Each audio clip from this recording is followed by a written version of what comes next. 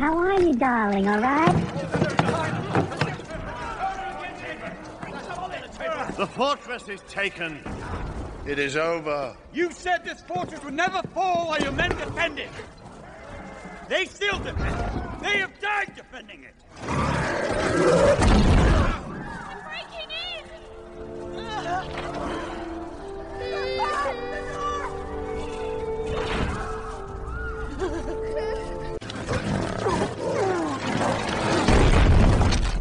How are you, darling, all right? Ride out with me. Ride out and meet them. For death and glory.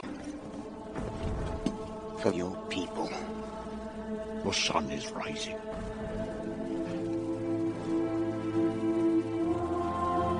Look to my coming at first light on the 5th day. At dawn, look to the east.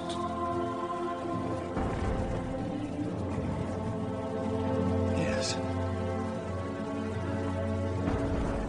Yes. The horn of Helm Hammerhand shall sound in the deep. One last time. Yes! Let this be the hour.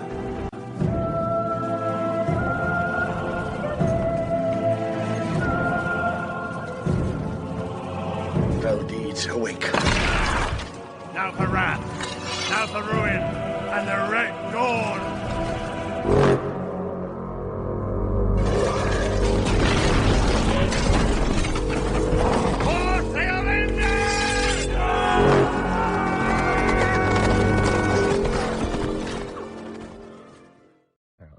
Well, good morning. And what a weekend it was. How was your weekend? Yeah, interesting. Did you have your boys' night out? I thought about you. Yeah, I did. Yeah, it wasn't that good. Yeah, Really? it got all messed up. Well, you know, it's kind of weird. My in-laws have been living with me now. Now I forget what my wife's even like. I was yelling at my wife on the phone last night. I just said, I can't wait for you to get home because my wife left me for 2 weeks, so we're about a week into it. Yes. And I swear it's been the longest week of my life. Oh, Robin, you don't know. It's been the worst. What happened? You know me. I like things with my wife. I like the way my wife does things. Right. I don't want to. You're used to that. I didn't get married to live with my mother. I didn't get married to live with my mother-in-law and my You father-in-law. definitely didn't get married to live with your mother-in-law. You bet. My mother-in-law is something else, boy. She's great with those kids. Hey, let me preface this whole discussion. Yeah, say something good. And we got to say something and bad. let's get this discussion off our chest early in the morning so that They can sleep through. yeah, right, because they're asleep now. Oh, you.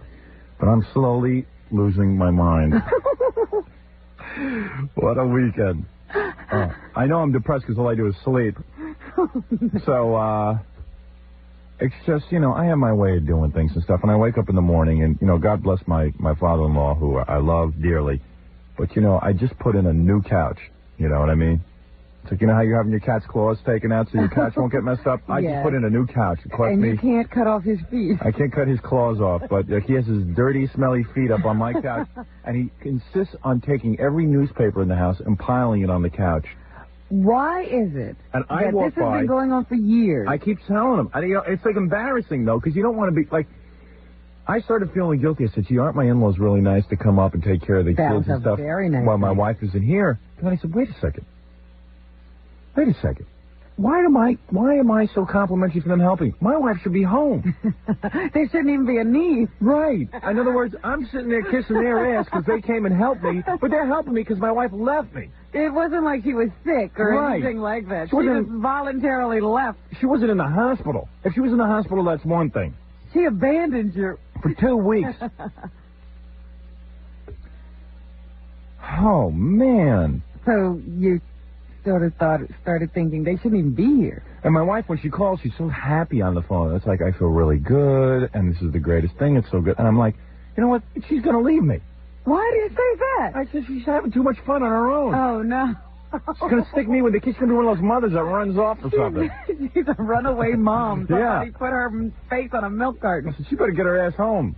before But, she finds out what the good life's all about. Yeah, and I just said, hey, wait till you get home. I got a treat in the store for you. She goes, what? I go, I'm leaving you. I'm leaving for 2 weeks. No, you can't do that. I go, wait till you see. I already called the travel agent. Well, this is nice to come home to. I called the travel agent. I'm going away for 2 weeks. Where I got are you going? I have a place picked out. No, I can't tell you where it is because you'll tell her. You're not going. I'll just call her from there. First oh, yeah? of all, he won't fly. How much you want to bet? It must be I'm not someplace flying. You can drive yes, to. it is a place I'll drive to. It's real. And you can drive there by yourself? 4-hour drive. I used to drive it all the time. I've been there before. I don't believe that. It's my old girlfriend's apartment. Oh, stop it. It's still there waiting for me. She's not in it. No. I know where it is exactly. I know exactly how to. Well, I mean, I kind of know how to get to it. I'll call AAA. I'm going to rent a nice big one of those party vans. How are you going? You can't do it. You can't and drive anywhere by I'm also going with 2 other guys. Oh. Yeah. Wait till she sees. I'm going to be gone for 2 weeks. Oh. See how she likes it. You're not doing it. Yeah. Well, I'd like to. You're threatening. I'd want to do it. Because, oh, man, my in-laws. I woke up Sunday morning to a list of questions. You know what they do when they...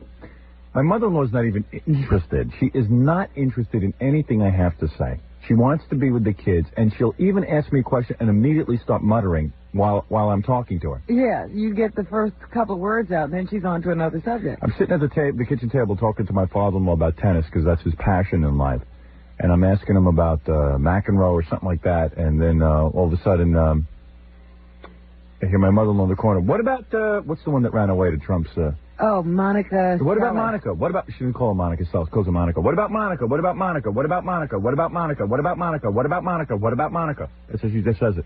And my father-in-law goes, finally pays attention. She just keeps saying it over and over until someone pays attention.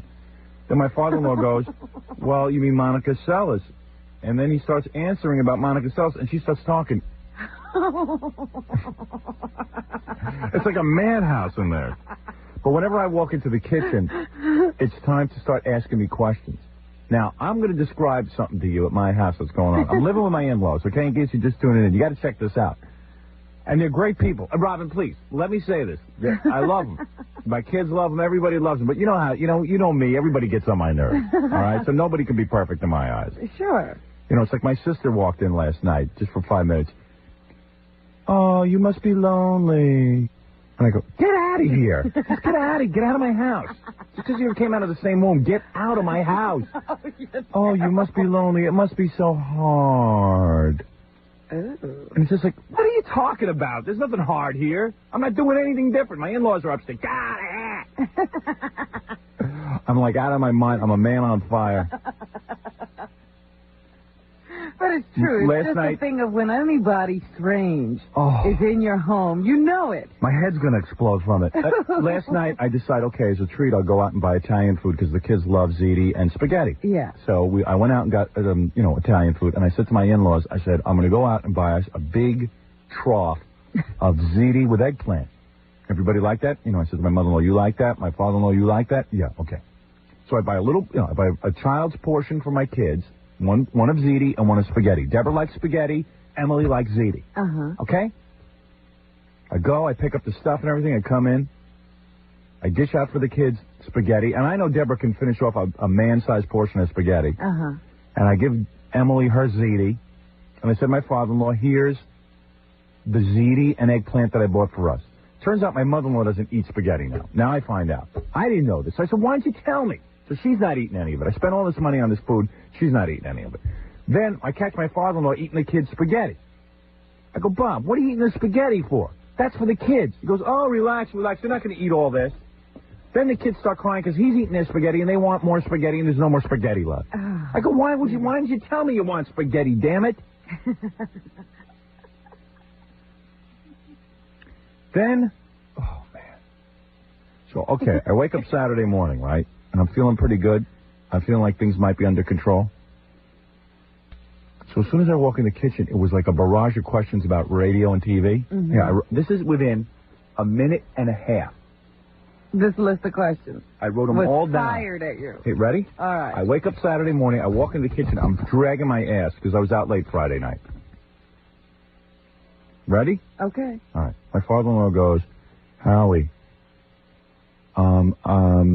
I can't get the cable working in my room. I have a TV in their room. Okay. Do you have a wire that connects the TVs to the VCR, about a 3-inch cable wire with a... I go, Bob, why don't you just, like, you know, I put a different TV in this so you can watch tapes. Everything's all set up for you. What's the problem? And there's no problem there. Howie, when did Kitty Carlisle Hart, I showed him the TV show that we have coming up in July. Right. When did Kitty Carlisle Hart add the Hart to her name? You know, they know I met Kitty Carlisle Hart. So now you know her. Now I know. history. I go, Bob, how would I know when she... I mean, I just had her on the show for 15 minutes. How would I know when she did that? That's how I answer, right? Then boom, the next question comes. How much is a person like Arlene Francis or Kitty Carlisle Hart or Dr. Ruth paid when they come on your show? I go, and Bob and Norma, both my parents, my in-laws are there in the kitchen. Yeah. So when one starts in, the other one starts in. And they know I'm totally aggravated. They know, because I give them one-word answers. One-word answers I give. Are you sure they know it? That I'm aggravated? Yeah. They've got to know. I'm standing there like seething. I don't want to talk about it. But then you're saying they like to aggravate you. Well, I know now how to get back at them, though. Oh, Wait, I got it all figured. I know how to shut them up in a second. Wait, you're gonna wait till you hear my. This is a thing of beauty. All right. No, wait a second. We got to take a break. Because someone special is calling in about 3 minutes that you're going to be interested to hear from. Oh yeah. Freddie, take a break and then I'll continue this. We're still in the list of questions. Yeah. Oh, you got to hear it. It's about 20 questions. While you're still waking up. Yeah. The second I walk into the kitchen, and none of them are interested in the answers. My mother-in-law talks right through the answers. I'll be back right after these words. Anyway, what I was really wanting to talk about here was, I got to talk about my in-laws. They're probably up now. Now I'll talk about them. I'll be all uncomfortable when I get home. No one ever reports back to them? No. Because they have friends here. I know, but nobody says anything. Oh. Listen, it's not that I don't love my in-laws. It's not what I'm saying. They're great. I mean, the fact that they let me call them Bob and Norma, not Mom and Dad, that immediately scores points with me. How come you don't want to call them Mom and Dad? Because they're not my Mom and Dad. Yeah, but, like you two are one now. Yeah, but I mean, personally, I can't see calling these people Mom and Dad. It just wouldn't fit. They're not my Mom and Dad. They're Bob and Norma. You know, like we were over a guy's house playing some tennis yesterday. Mm-hmm. And I'm going, okay, Bob, we're going to win here. We're playing double. And you know how I suck. Yeah, Bob, I hope you're taking up the slack. Oh, Bob's real good. He beat everybody. I mean, if you were, if all you did all day was play tennis, you'd be good, too. Even with you as a handicap, he won. Well, not exactly. We lost when we played together, but when he played solo, he won. Oh, Howard. Yeah. So, you know me. I don't know what I'm doing. So, I'd go, hey, Bob, what am I going to go? Dad? Jesus. You just wouldn't call him anything. Hey, you. It's just I want to preface every statement I make by saying that, when I talk about my in-laws, it's kind of like, I just don't like, I like my wife at home, and that's it. My wife went away for 2 weeks. It's a real hassle, real pain in the ass. I told her that. But it must be particularly wild because your wife's not there and you're with your in-law. Right. It's just weird. Exactly. Because like last night I had to run out and get dinner. Usually my wife would do that. And I say, hey, they're your parents. You go do it. So it's me and my in-laws living together. You sound like another person we know. So it's just like, yeah, right. And it's just like kind of weird because I said to myself, boy, they're really good people. They come here. My wife went away for 2 weeks. I'm really appreciative. I go, wait a second. What am I being appreciative for? My wife's the one who should be appreciative. I didn't want my wife to go in the first place. I didn't want her to leave me for 2 weeks. So I could live with my in-laws? You really didn't? You didn't tell her it was okay for her to go? This is what she did. And I swear to God, this is the truth, Robin, as hard as it is for you to believe. Because I can't believe that she didn't My wife didn't. Out with you. She didn't tell me she was leaving. She didn't tell me, and she waited till about 2 weeks before she was leaving to say that she was going to go, and she had arranged the whole thing that her parents were going to come and help with the kids and stuff. And I said, wait a second. You kept this a secret from me for how long? Oh, a few months. I said, now listen, this is not right. She goes, well, because I knew you'd bitch and moan, and what's... I go, listen, you're getting out of hand. I don't mind you going away, but take everyone with you. She should have made sure the children were out of the house, everything. I said, let me get this straight, Allison. So in other words, I'm going to have the kids, and I'm going to have my mother living with me. Something that I left the house at 18 years old and never returned. You're telling me I got to live with my mother? Oh, no, just for 3 days. And then you live with my parents. Your parents? Something you never wanted to do. Right. Because, you know, my parents have my in-laws have so many questions. So many questions. Saturday morning, I wake up groggy, okay? I come downstairs, and I'm out of my mind groggy. And boom, boom, boom, boom, boom, boom, boom. Because my mother-in-law goes, oh, Howie, we haven't talked to you yet. Now, I know, she always says that. The whole time she's there, she always goes, oh, Howie, we haven't talked to you yet. We haven't had our chance to talk. We haven't had our chance to visit. That's right, to visit. To visit. Oh, we must visit. And like every once in a while, all she'll ever do to interact with me is go, how are you, darling? All right? All right, darling? She hasn't patted your head yet. She patted my arms. Oh. But my father-in-law's the guy who, like, walks around the house asking questions. He follows you. And then my mother-in-law hears, and she feels like she should be, like, listening. So she'll start chiming in with things across the room and going, what? So here is with a list of questions they asked me literally within a minute. Okay. Okay, here they are. Saturday morning. On a Saturday morning. I walked downstairs. First they asked me about the cable antenna television. All right? I had to go through the remotes, the clickers, and my father-in-law needed wire. He needed 3-foot wire for the cable. Because the TV set didn't reach the cable outlet. He wanted to know how to connect her. Okay? That was number one. I said, how would I have these things? I don't have it. But why did you put a TV in there that wasn't hooked up He already? wanted to move the TV. Oh. And it didn't move far enough. Number one. They knew that I had Kitty Carlisle and Arlene Francis on the TV show that we're doing in July. My father-in-law says to me, when did Kitty Carlisle Hart change her name from Kitty Carlisle to Kitty Carlisle Hart? That's when I just said, Bob, how would I know that? I'm not friends. Just because she comes on the TV show doesn't mean I'm friends with her. I don't know when she did that. How would I know that? Doesn't that seem like kind of a... Now, they after I give an answer like that, they should sort of pick up that I don't want to talk about my life. I want to talk about their life. I want to talk about my kids. I don't want to talk about my TV and radio career. And quite frankly, who gives a fat rat's ass when Kitty Carlisle changed to Kitty Carlisle Hart? Then he says, how much does the TV show have to pay an Arlene Francis or a Kitty Carlisle Hart or a Dr. Ruth or a Bob Hope to come on?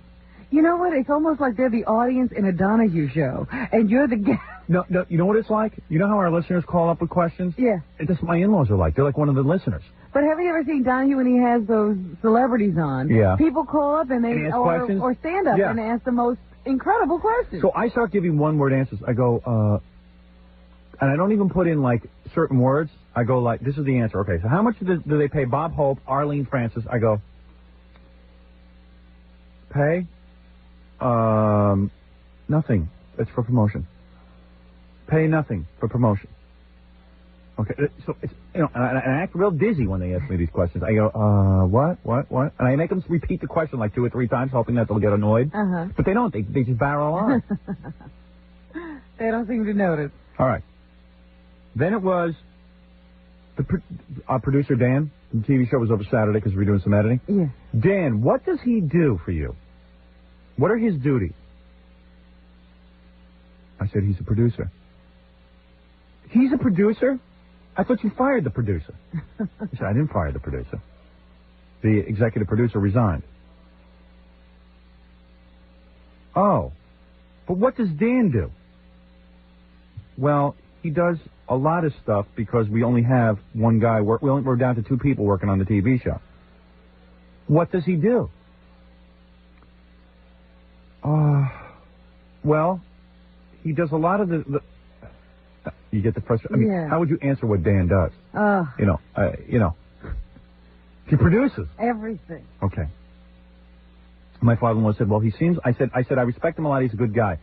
My father-in-law goes, well, he seems like he works very hard for you. I said, right. We couldn't tell what he was doing. So my father-in-law then goes, so I thought I got rid of them at that point, right? I figured, okay, I've really insufficiently answered their questions to the point where they must know that I'm annoyed, okay? Yeah. My father-in-law, it's like rope-a-dope, it's a boom, boom, boom, boom, boom. Then my father-in-law goes, the TV show with Bob Hope, how much promotion will they do around that show? What will they do to promote it? So I go, well, Where do you think these questions come I don't know, from? but you've got to understand something. They're rapid fire, Robin. It's like they spent all night thinking them. How did you even think these questions up? I don't know. How are they Who cares? So I go, so I answer like this. Just let me reenact how I answer. I go, like I have a headache or something.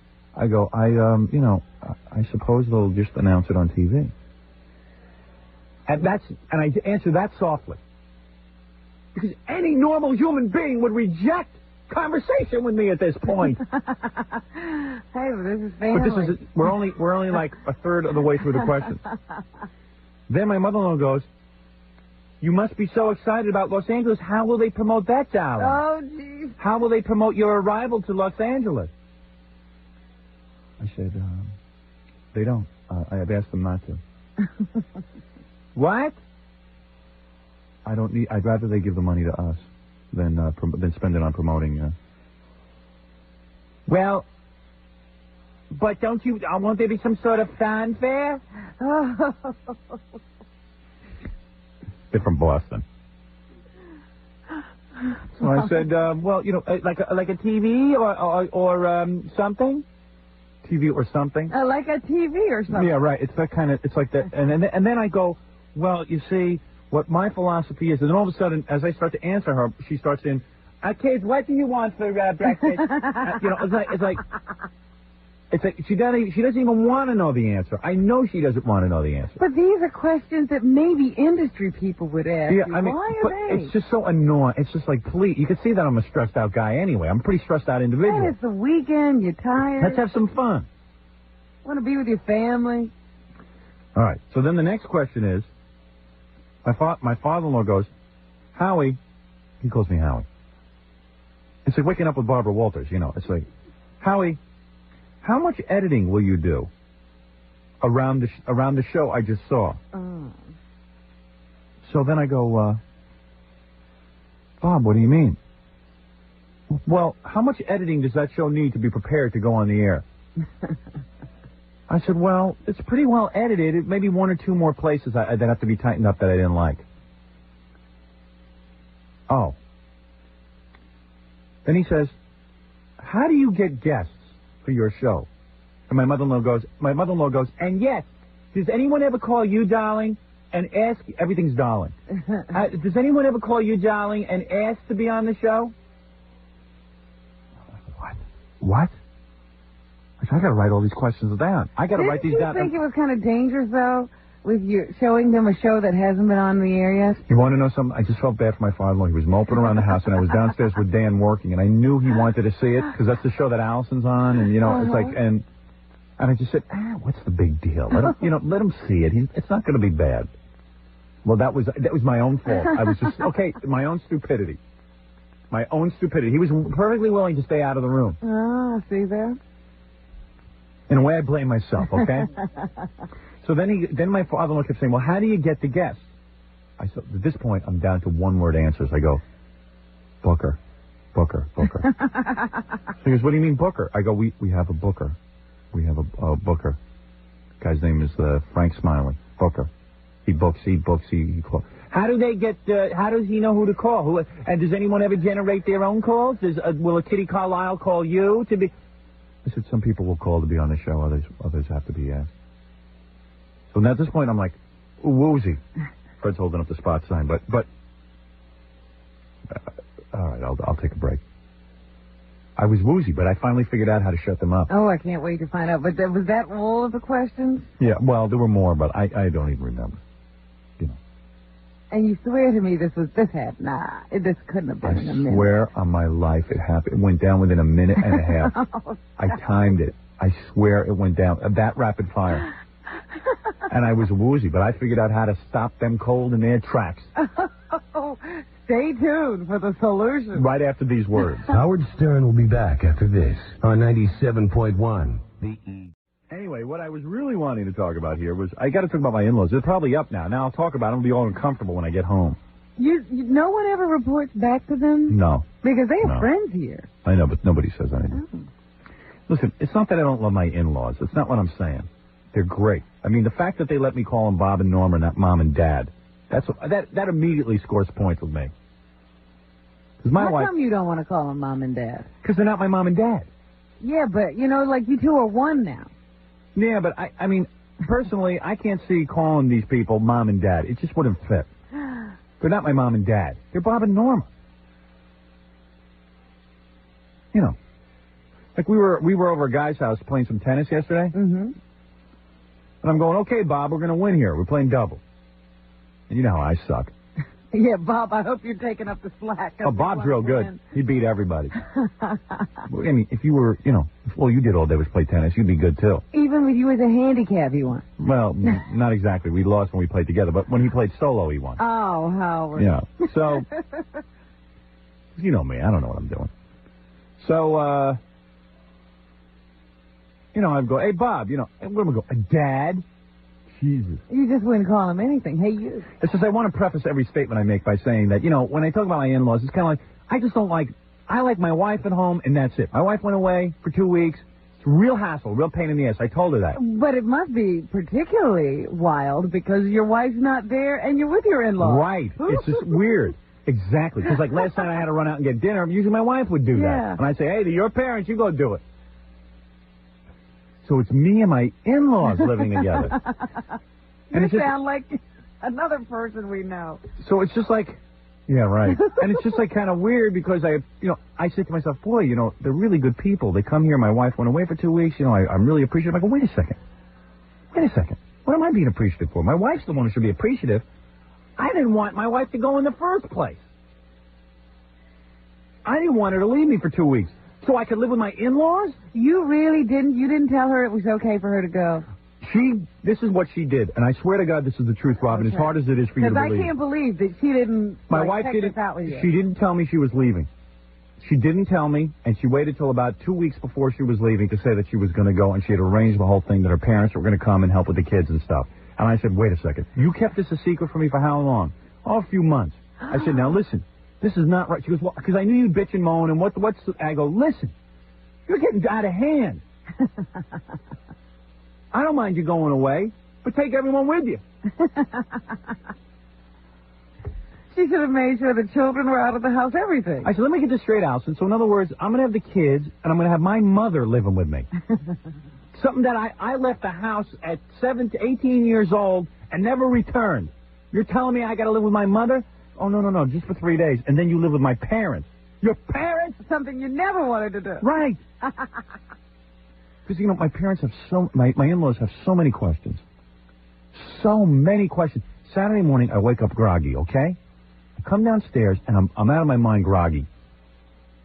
And boom, boom, boom, boom, boom, boom, boom. Because my mother goes, oh, Howie, we haven't talked to you yet. Now, I know, she always says that. The whole time she's there, she always goes, oh, Howie, we haven't talked to you yet. We haven't had our chance to talk. We haven't had our chance to visit. That's right, to visit. To visit. Oh, we must visit. And like every once in a while, all she'll ever do to interact with me is go, how are you, darling? All right? All right, darling? She hasn't patted your head yet. She patted my arms. Oh. But my father-in-law is the guy who, like, walks around the house asking questions. He follows you. And then my mother-in-law hears, and she feels like she should be, like, listening. So she'll start chiming in with things across the room and going, what? So here is with a list of questions they asked me literally within a minute. Okay. Okay? Here they Saturday are. morning. On a Saturday morning. I walked downstairs. First they asked me about the cable antenna television. All right? I had to go through the remotes, the clickers, and my father-in-law needed wire. He needed 3-foot wire for the cable. Because the TV set didn't reach the cable outlet. He wanted to know how to connect her. Okay? That was number one. I said, how would I have these things? I don't have it. Well, why did you put a TV in there that wasn't hooked up He already? wanted to move the TV. Oh. And it didn't move far enough. Number one. They knew that I had Kitty Carlisle and Arlene Francis on the TV show that we're doing in July. My father-in-law says to me, when did Kitty Carlisle Hart change her name from Kitty Carlisle to Kitty Carlisle Hart? That's when I just said, Bob, how would I know that? I'm not friends. Just because she comes on the TV show doesn't mean I'm friends with her. I don't know when she did that. How would I know that? Doesn't that seem like kind of a... Now, they after I give an answer like that, they should sort of pick up that I don't want to talk about my life.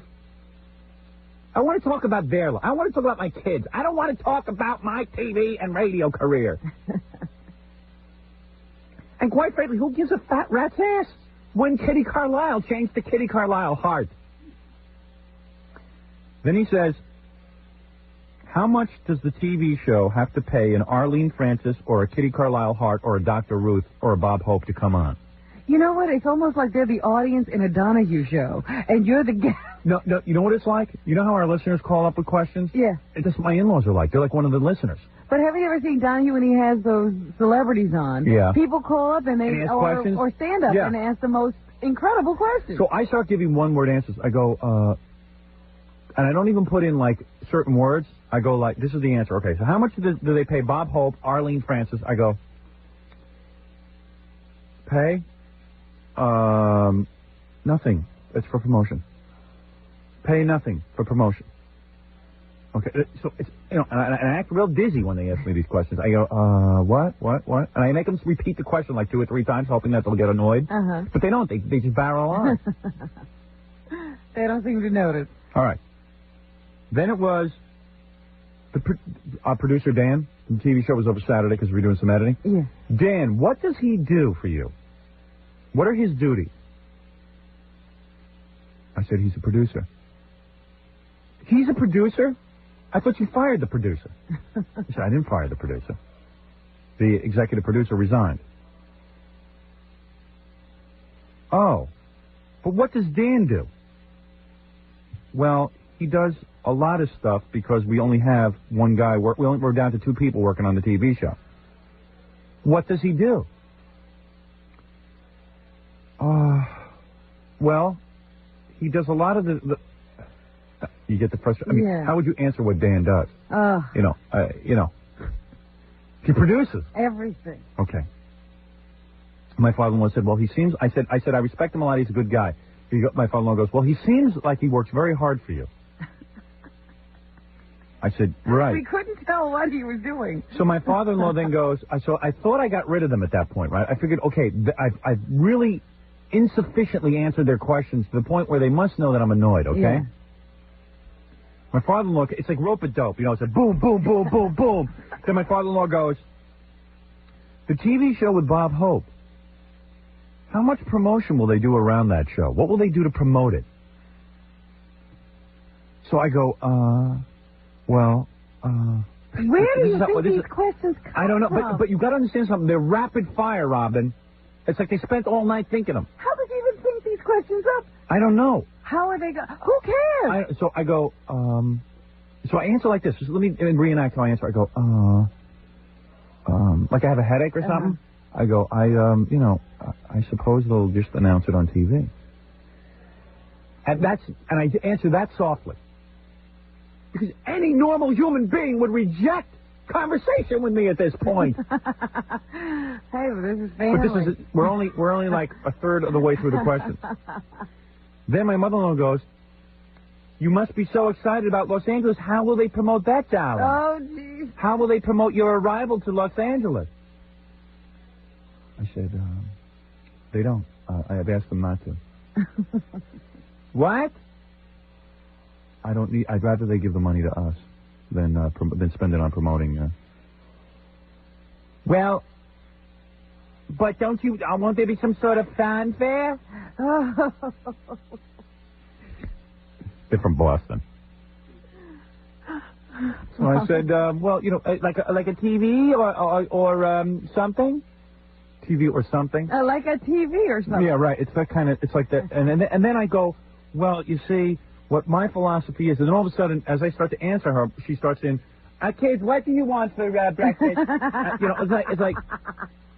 It's like she doesn't even want to know the answer. I know she doesn't want to know the answer. But these are questions that maybe industry people would ask. Yeah, you. I mean, why but are they? it's just so annoying. It's just like, please, you can see that I'm a stressed out guy anyway. I'm a pretty stressed out individual. And it's the weekend, you're tired. Let's have some fun.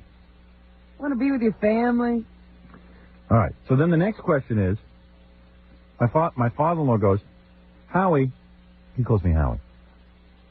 It's like waking up with Barbara Walters, It's like, Howie, how much editing will you do around the show I just saw? Oh. So then I go, Bob, what do you mean? Well, how much editing does that show need to be prepared to go on the air? I said, well, it's pretty well edited. Maybe one or two more places that have to be tightened up that I didn't like. Oh. Then he says, how do you get guests for your show? And my mother-in-law goes, and yes, does anyone ever call you darling and ask, everything's darling. Does anyone ever call you darling and ask to be on the show? What? I gotta write all these questions down. I gotta write these down. Didn't you think it was kind of dangerous, though, with you showing them a show that hasn't been on the air yet? You want to know something? I just felt bad for my father-in-law. He was moping around the house, and I was downstairs with Dan working, and I knew he wanted to see it, because that's the show that Allison's on, and, it's like, and I just said, what's the big deal? Let him, let him see it. It's not going to be bad. Well, that was my own fault. I was just, my own stupidity. My own stupidity. He was perfectly willing to stay out of the room. Oh, see there? In a way, I blame myself, okay? So then my father-in-law kept saying, well, how do you get the guests? I said, at this point, I'm down to one-word answers. I go, Booker. So he goes, what do you mean Booker? I go, we have a Booker. We have a Booker. The guy's name is Frank Smiley. Booker. He books, he calls. How do they get, how does he know who to call? And does anyone ever generate their own calls? Will a Kitty Carlisle call you to be... I said, some people will call to be on the show, others have to be asked. So now at this point, I'm like, woozy. Fred's holding up the spot sign, but all right, I'll take a break.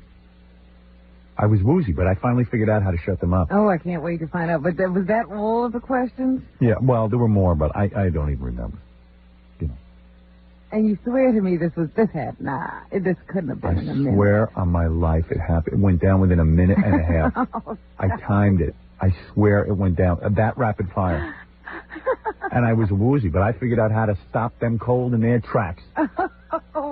Stay tuned for the solution. Right after these words. Howard Stern will be back after this on 97.1 The Eagle. I'm on a very busy schedule. Now listen. I was listening to you all morning. My mother, everyone. I'm not complaining. Baby, and only your mother can tell you this.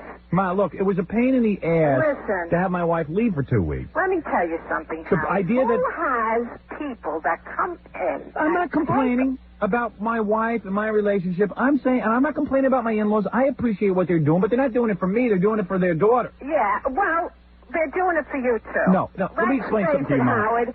I mean, who could go out on a Friday night and leave their children and so on and so forth? What?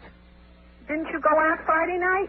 I went out one. You see, I was just in here talking to Gary Wednesday night. He wanted me to go somewhere with him. Yeah. It's the start of our vacation. I said I don't think I can because my wife now has left, so I got a jail sentence too. I can't go out because I'll feel guilty. 2 weeks. No, let me tell you something, Mom. When do you ever leave Dad for 2 weeks when we were kids? Never, ever, ever. I did if I had to. You never had to. You never had to. Oh, absolutely. And listen, you're a. I'm not complaining. Baby, I think I like. Want to hear I'm not a baby. I'm just saying that, when I'm living with anybody for more than 2 weeks. Yeah, poor thing. My in-laws ask a lot of questions. That's They're all. living with you. You're not living with them. I'm not complaining about them. You seem to have a problem. I'm just pointing out some of their idiosyncrasies.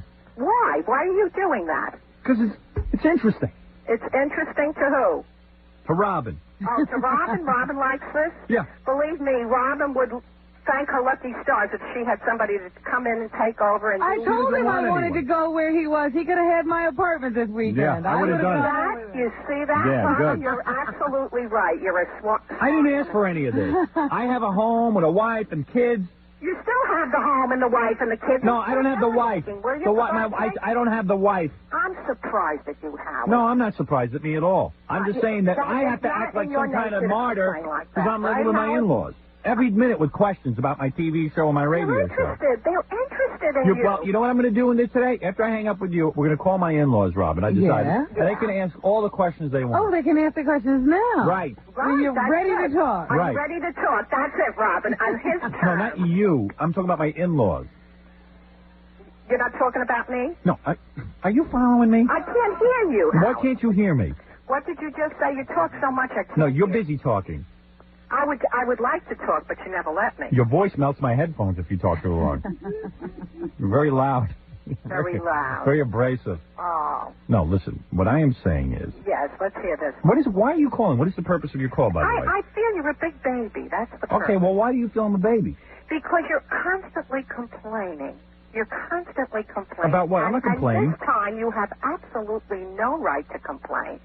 You should be saying very, very nice things. In fact, you shouldn't be saying No, my wife left me so I can live with her parents. Your No, wife my wife should go live with her parents. Howard, for Do you understand my God's point, sake. Robin? Listen, your wife... I know what you're saying, and My I know mother what can't she's understand. saying as well. No, my mother doesn't understand Robin, anything. you know what Allison is doing, and you know how important it is. Absolutely. Yeah, she's resting so she can be away from me. She Because sounded very good Oh, when yeah. I talked to her on the She phone. sounds great. She's having a great time. That's You good. will have a better... That's all right. I need a rest, too. You should see where I'm going for 2 weeks. You really do need a Yeah, I rest. do. I'll tell you something. But I went out Friday night, and it was just so weird. I wanted a man's night out. Yeah. And then I felt guilty going because it was like, hey, I'm walking out of the house. But meanwhile, they had everything under control. The kids were asleep. Yeah. So why did you feel bad? No, it's just like, if you want to go somewhere, He it's like... felt bad, but Because I'm living with my mommy and daddy. So, If you felt bad, you wouldn't have left.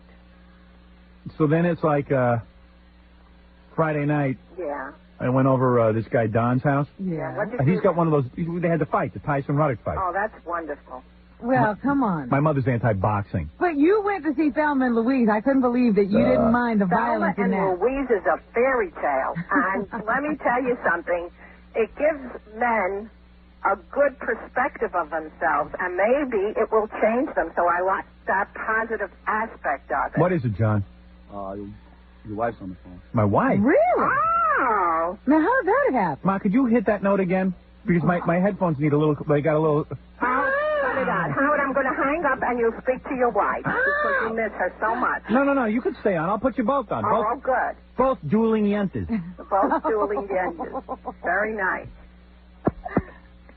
Oh, who's this? You recognize that voice? Yeah, that's Jackie's voice.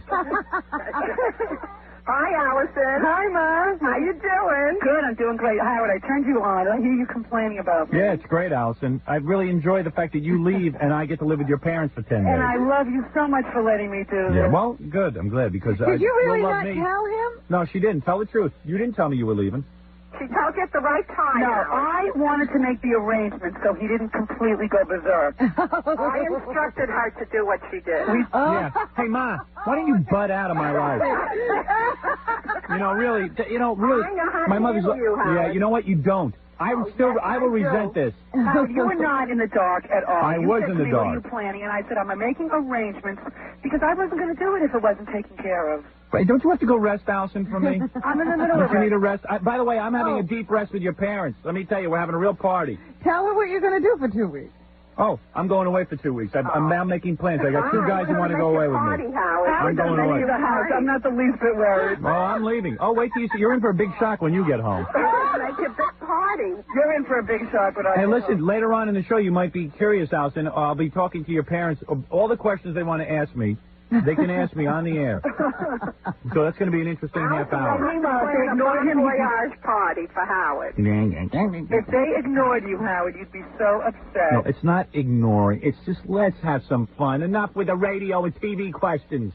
I don't know why Kitty Carlisle Hart changed her You know name. that you can't be asked questions. It's questions that I couldn't possibly know the answer to. They're meaningless questions. They're meaningless Are you questions. listening to me? Your father with that VCR, Listen, Allison, They're not meaningless questions. They're conversation. Did you tell your father not to put newspapers on my new couch? Would you call him up and tell him that? Newspaper. He doesn't listen to me. You did that? He guys, I'm all over my new couch. Oh, it's all right. God, what a It's all right. baby. If I knew all of the answers to your father's questions, I'd win $64,000. But don't you understand? You're getting yourself crazy. You're putting pressure on yourself that you have to have the answers. He's just No, conversing. but I figured out a way to shut your parents up quick. What is this way you discuss? Here's what I do. They start in with a laundry list of questions about my Yeah. career that they don't even want to know the answer to.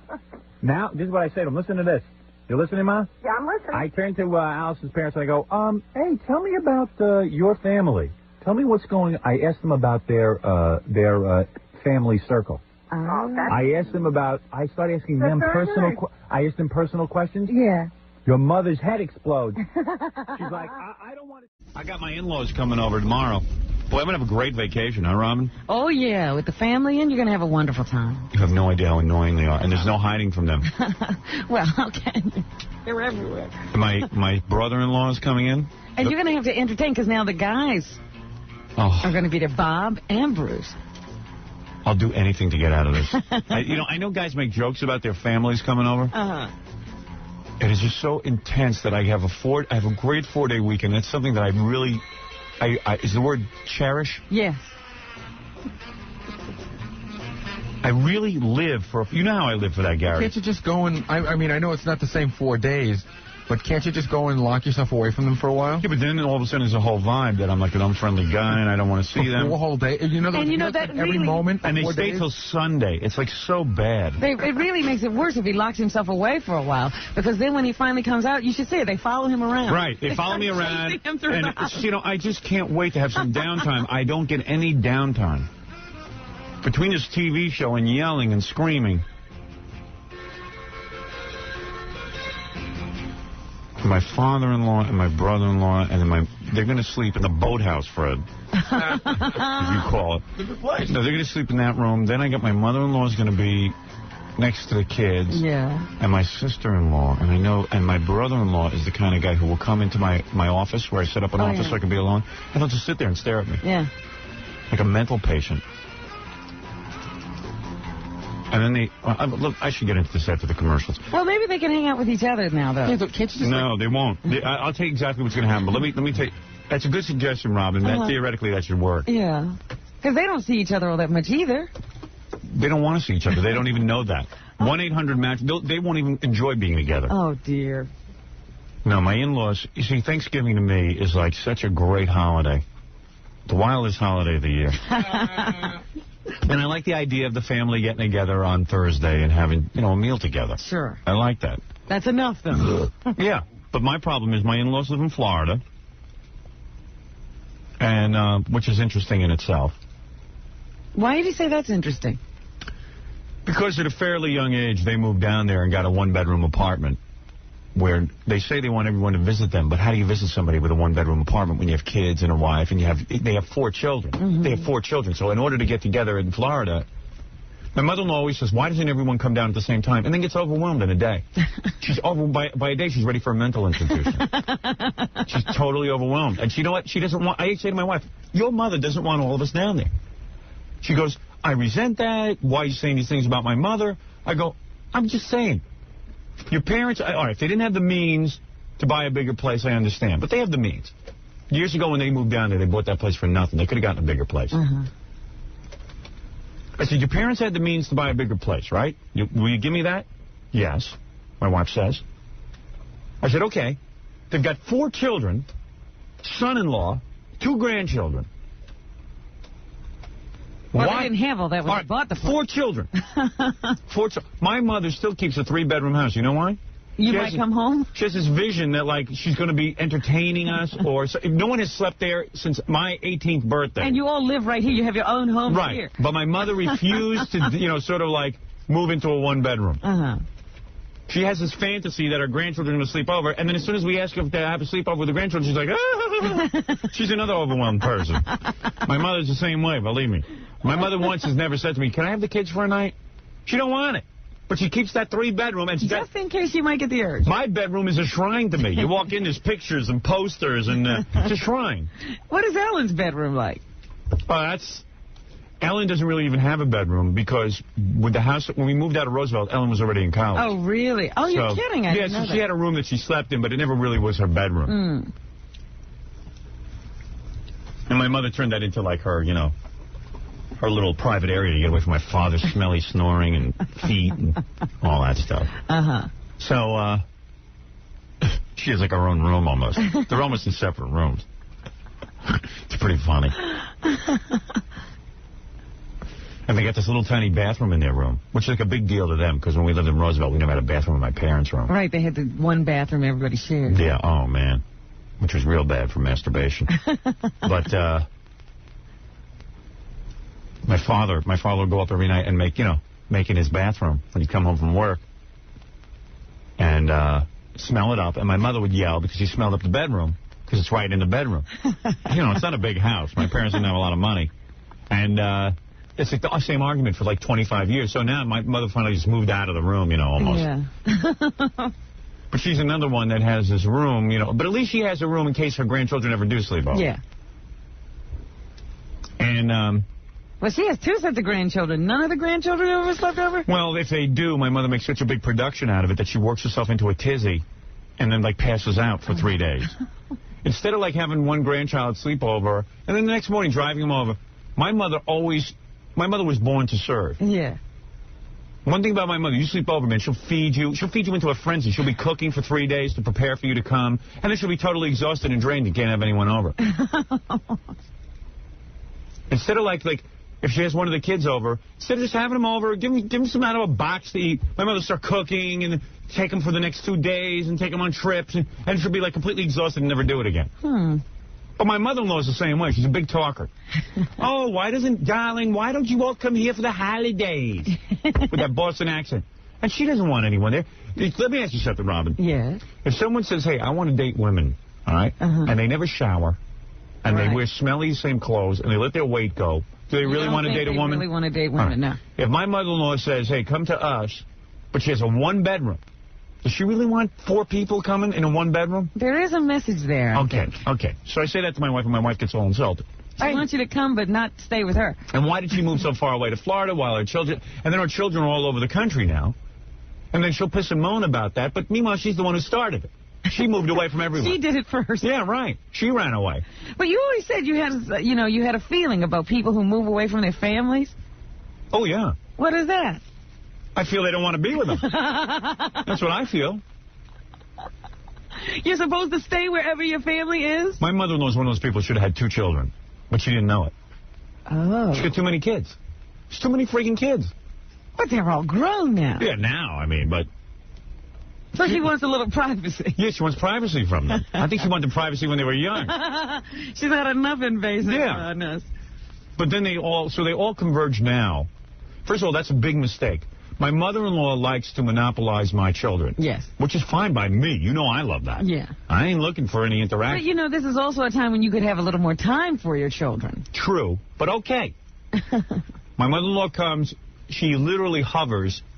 If there is 2 inches on the planet, and the kids are taking up 1 inch, my mother-in-law will take up the other inch. and you know what I mean? Or if there's tons of acres around, she'll be in the same space. She almost occupies the same space. She wants to get her fill of the children. To the point that one day those kids are going to turn around and punch her in the face, and that's going to be the end of it. 4 days of this. Why do we have to have Thanksgiving? Some days I wish the Mayflower had sunk and nobody had ever... We just had Indians. It's so funny because the other day, it was like last Friday, everybody was in the elevator and somebody said, thank God it's Friday. And I said, yeah, and we only have a short week next week, only 3 days. Right. And from the back of the elevator, this strange voice said, yeah, but we have to spend it with our family. That was me. Yeah, that's the downer. Oh, man. I like the Thursday. I like the Thursday thing. My cousin's coming over, and, you know, that's fine. Some family, and that's it. That's it. That's okay. My family always comes up. My family, they're always looking for something to do. You know what I'm saying? You understand what I'm saying? Yeah. I know you do. So that's fine. But then, you know, my in-laws and my brother-in-law and my sister-in-law are there, and they... But what do you want them to do for Thanksgiving? I want them to stay home. Or if they come for a day. Live in the area. Well, that's a long trip for 1 day. To me, I would be so excited that after we did the show today, you know, me and you would exchange our conversation. We always have a good time. Yeah. And we say, hey, we got a couple of days off. Go have fun. Yeah. See, that would be nice. Give each other a hug and out the door. Out the door. Freedom. Freedom. Freedom for 4 days to forget about our miserable lives. Act like normal people. Right. Sleep late. Tonight maybe I'll rent some movies and hang out. Maybe even stay up. Yeah, I might even stay up till 2 in the morning. See? You know what I'm saying? Yeah. See, it's the wildest night of the year. I might even go see Jackie's show tonight. Man. I don't know. I might go completely insane. I tell you, go out. Yeah, that'll happen. Anyways, yeah. How come, like, if they're going to stay over for 4 days, right? And don't they get bored after a while? Oh, yeah. Can't you just throw them the keys to the Jeep and say, like, hey, there's a movie playing or there's a mall nearby? No. What happens is this. My father-in-law immediately slumps into my new couch. And he starts to put newspapers and books and crossword puzzles and pencils and pens all over the couch. It's like he has toys. Yeah. He lays there and can't wait, and he starts reprogramming the VCRs, and we don't do it right. I mean, this is like, it gets really annoying. He's going to help us. He starts hanging tennis balls from the garage so we know how far to pull up the car. I mean, it's just, like, incredible. Yeah, he starts looking for projects. Yeah, and he just lays there. And my brother-in-law is a sports fanatic. You can't tell by his physique. He likes to watch sports, not play them. So then he parks in front of the TV? And he parks in front of it and lays there and goes into and feels free about opening the refrigerator and picking through the food. And every time I walk into, here's what happens. I start hiding from them, right? So my mother-in-law's with the kids, and my sister-in-law, I don't know, she's like a hippie. She walks around. I don't know what she does. But they're all over the place. Every room you go into. And they're sloppy. There. They're very sloppy. Really? Very sloppy. I thought that was you. And that is me, but that's my house.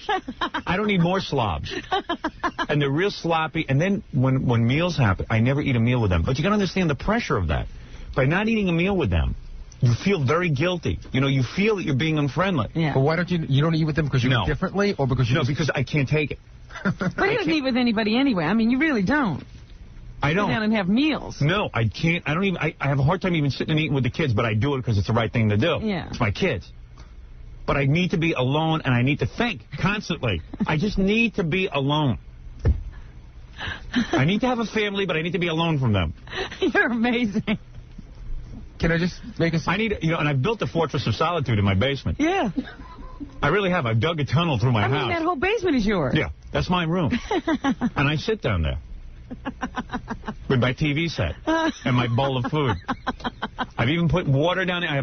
I put bottles of water down there. Every week I go home. Like you could live there if, the world should end. You could go down there and live. Yeah, for a good couple of years, and then come out of my hole when I'm ready. You got canned goods? Canned goods, salmon. I got salmon down there, water. That back door is always locked, but I'm convinced there's a bunker behind there. Yeah, I know. So anyway, do I have to break, Fred? Yes. Oh, wait till you hear this Thanksgiving what it's going to be like. It's going to be so bad. I'm going to be so miserable when I get back. I'm wait and see on Monday if I'm not angry. Monday's going to be... Gary, clear the deck. Oh, dear. You better not be here, Gary. You know you're going to be the brunt of all my anger. No, seriously. Part of my salary. Don't screw up and you'll be fine. It'll fall on Fred or Jackie. You know that, right? Yeah, of course. It'll fall on somebody. Or it'll just go around. Right. It'll keep going around wildly. Yeah, he'll probably do everybody that day. Right. He feels so bad. It could be a real bad Monday. It could be a wild show. I guess we should cancel our surprise visit to your house, huh? Right. Hey, Jackie says tonight's the wildest night. I say Monday night is the wildest night of the year. I see it a whole different way. All right. Because I got to wait till Sunday to have a day off. Yeah. I got to wait till they leave on Sunday afternoon. Then my vacation begins, except it's over. Right. So it's time for you to go to bed now. Damn, why didn't I just stay here? You'd rather work Friday, I'll bet. Right. I'd rather just come in here and read the paper, and if Gary can get one. All right, listen, let me take a break. Am I on schedule so far? Yeah, and when you come back, you know what? I'm going to help you out. I think I have a solution. Oh, good. What? Oh, to my problem. Really? Well, Baba Booey. This will be interesting. We'll be back right after these words. You don't know nothing about me, buckwheat. Hey, yo, come over here. I'll put something right in your big fat mouth. Blacks like you to rebound in the shape of me in the day. You sound like you got an ass in your mouth. Hey, sucker, you don't know my pain. Oh, yeah? What about you and your big little funky mouth? What you just shut the F up? You sound like you got a long... Big like you to rebound You need and a fight friend with or my something. butt. Why don't you go get a picture somewhere? Get on. You Sound like you need somebody to be a You ain't gonna friend. make me look bad in front of millions of people. The Howard Stern Show.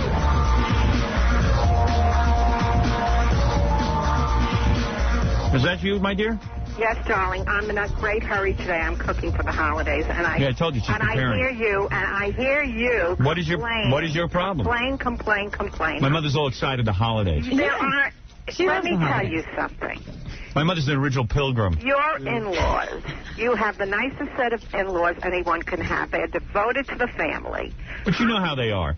What do you mean, I know how Why don't you be honest? I know how you are. My mother's not being honest. Look to yourself, Howard. My mother's doing shtick now. She's not being honest. Oh, come on. She knows it's intense with my Come on, in-laws. Howard. Stop catering to yourself that way. Aren't my in-laws intense? And I think it's terrible for you to talk. She's lying.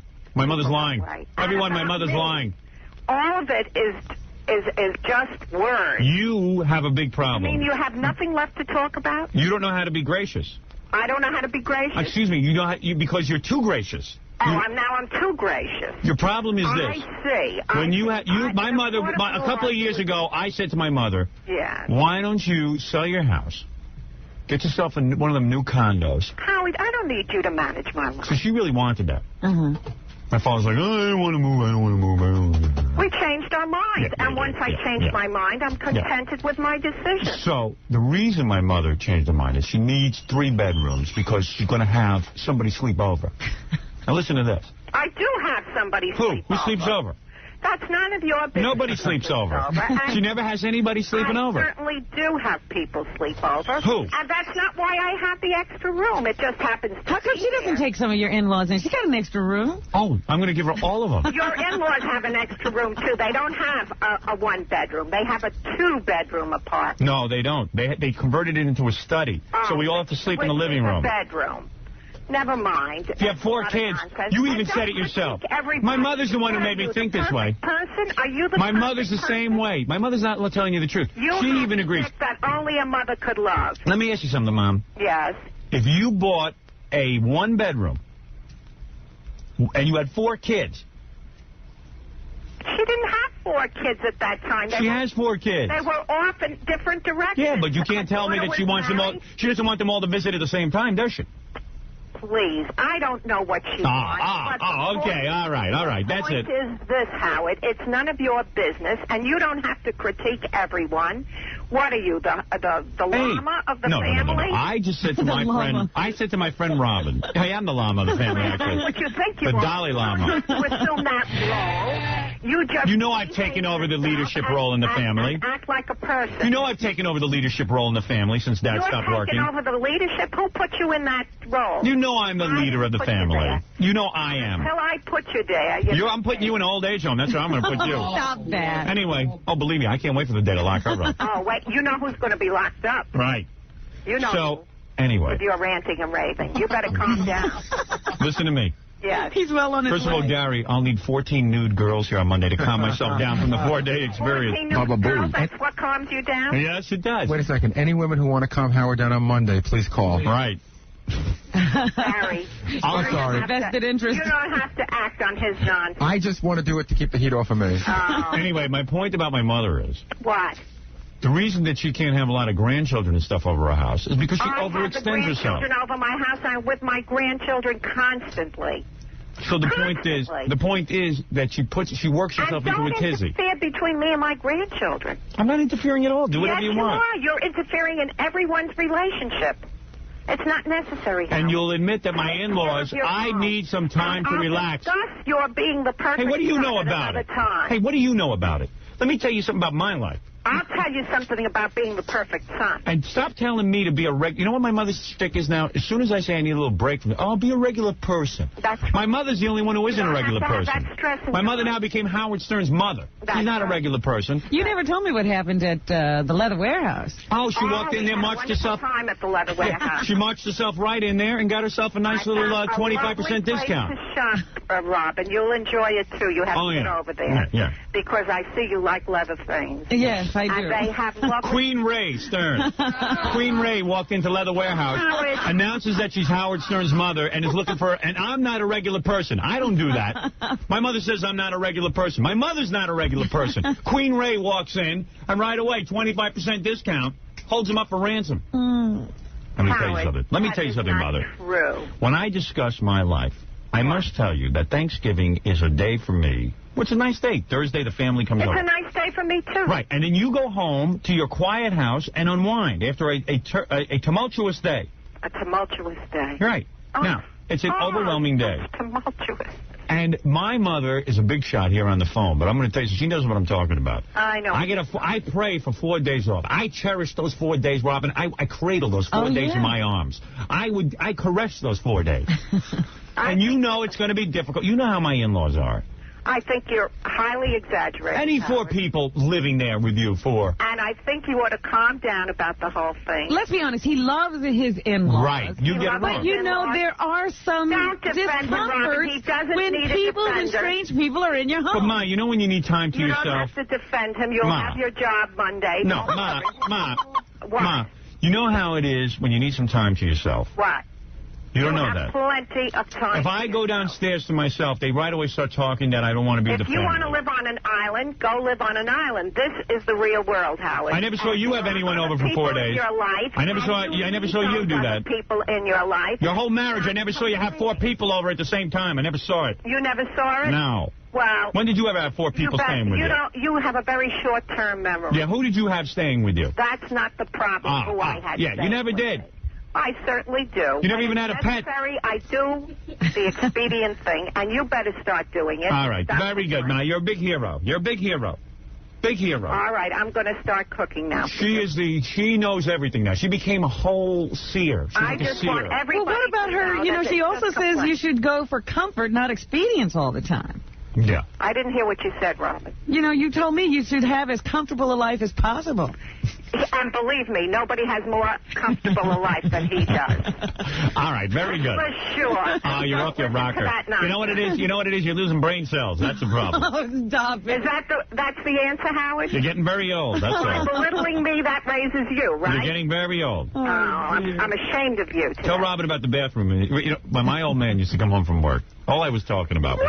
What kind of a subject is this? My old man used to work his ass off. With your father in the bathroom. My old man used to work his ass off 14, 15 hours a day, right? Mm-hmm. He'd get done with work, then he'd have to go on the subway, and then he'd have to drive home from the subway. Yeah.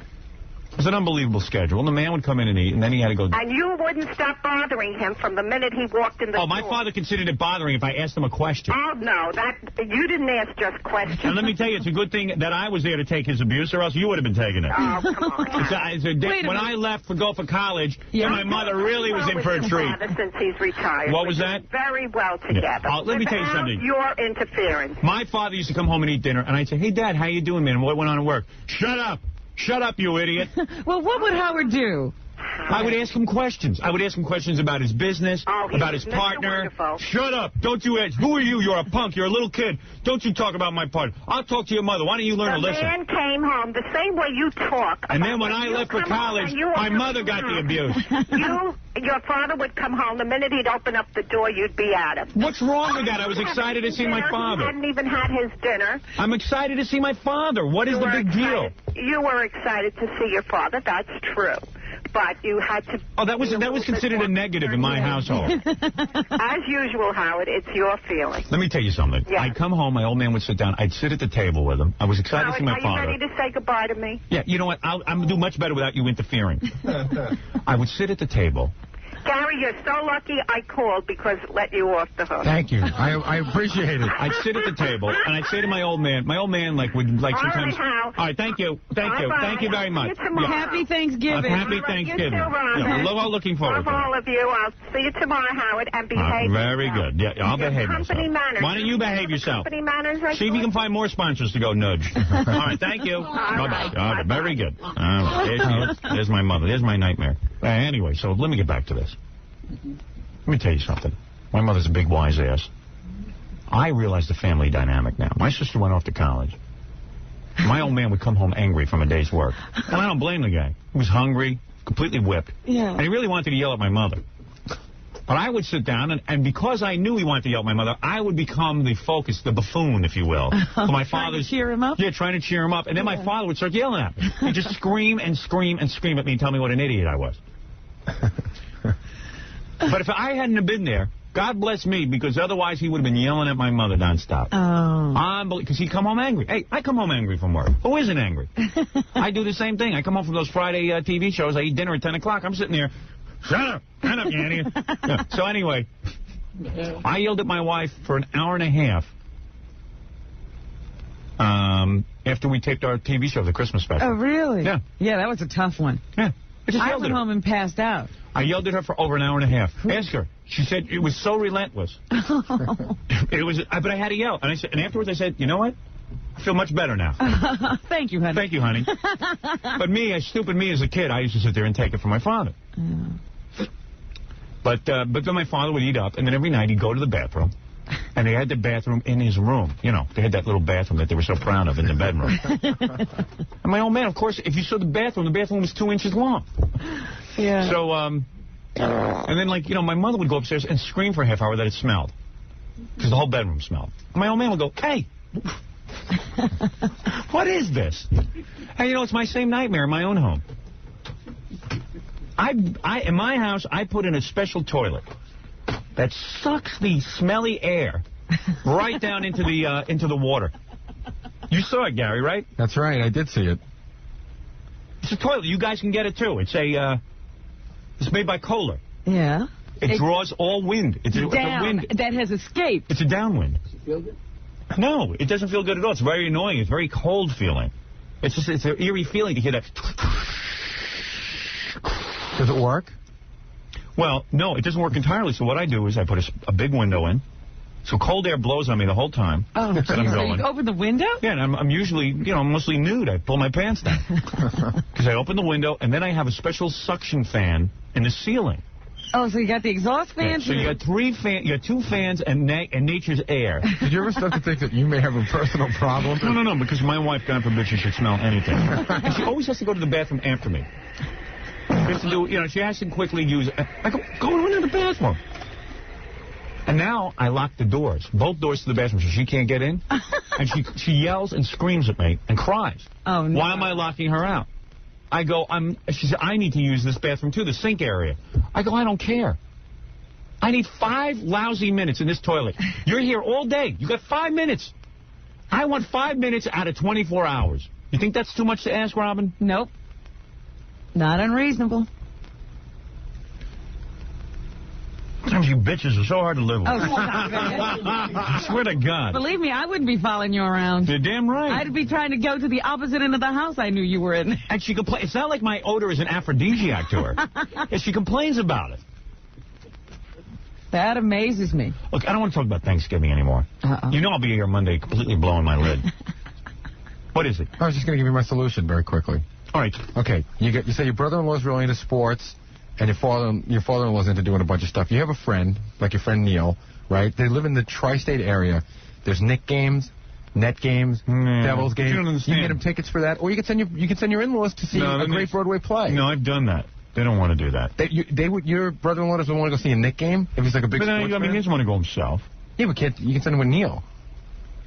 That's kind of bizarre, though. You can understand, but that's work. I don't want to have to work on my vacation. Me busy thinking of stuff for them to do is too much work. But if you can think of one thing for them to do, you can get them away for one night. I don't know. I tried that. I tell you, it's too much work. But they don't want to leave the house? That's what we were talking about before. No, only if I come up to eat, if I go to the refrigerator to eat something, everybody just piles right into the kitchen and watches what I'm eating and has to stand there and talk to me. It's not relaxed. But when Saturday rolls around and they've already been there 3 days, and there's nothing going on, and you guys haven't left the house or done anything, right? And there's nothing on TV, they don't say, like, hey, Howard, can we borrow the car? And then my father-in-law always wants to go through any video cassettes I have, and he comes down and he goes through all my tapes, and I told you last time I rented a tape for him, and then he broke the tape. He drops it on the floor, and I got to pay like $100 for the stupid tape, and it's just there's always like turmoil. You know what I mean? I don't handle it well. You know where you're in trouble. Yeah. There is no solution. No, there is none. You just have to live with it. Yeah, Thanksgiving's always a weird time. Maybe I should go away Thanksgiving now. But I like Thanksgiving. I like getting together with family. You know me. I'm a family guy. You're a very family-oriented guy. It sounds it. I mean, it's good for the kids. It's good for the kids to see their cousins and everything. Sure. You're a giver, see? You're thinking of others, not yourself. Right. I sure am a giver. We'll be back right after this. Hello. I'm Jan Michael Vincent. Now I hear there's a new kid in the block. There's Howard Stern. Is he tall, dark, and handsome? What's that you say? He's a cross between Ichabod Crane and Big Bird. I guess I'm not so threatened. I think you're gonna. Yeah, you know what, Jim? Why don't we do this? Make it even easier. Why don't I just? I'm only fine. I'm gonna. We don't even need to script it. Why don't you just identify yourself? Hey, this is Jan Michael Vincent, and just tell us what you think of Howard. Probably the best way. Hi, this is Jan Michael Vincent. I heard there's a new kid in the block. It's Howard Stern. I'm one of his biggest fans. I actually paid money to go see him in his movie. It's like pulling fingernails out to get me into a theater, but I went and saw Howard. And he's great. I'm glad to be back here and talk to him.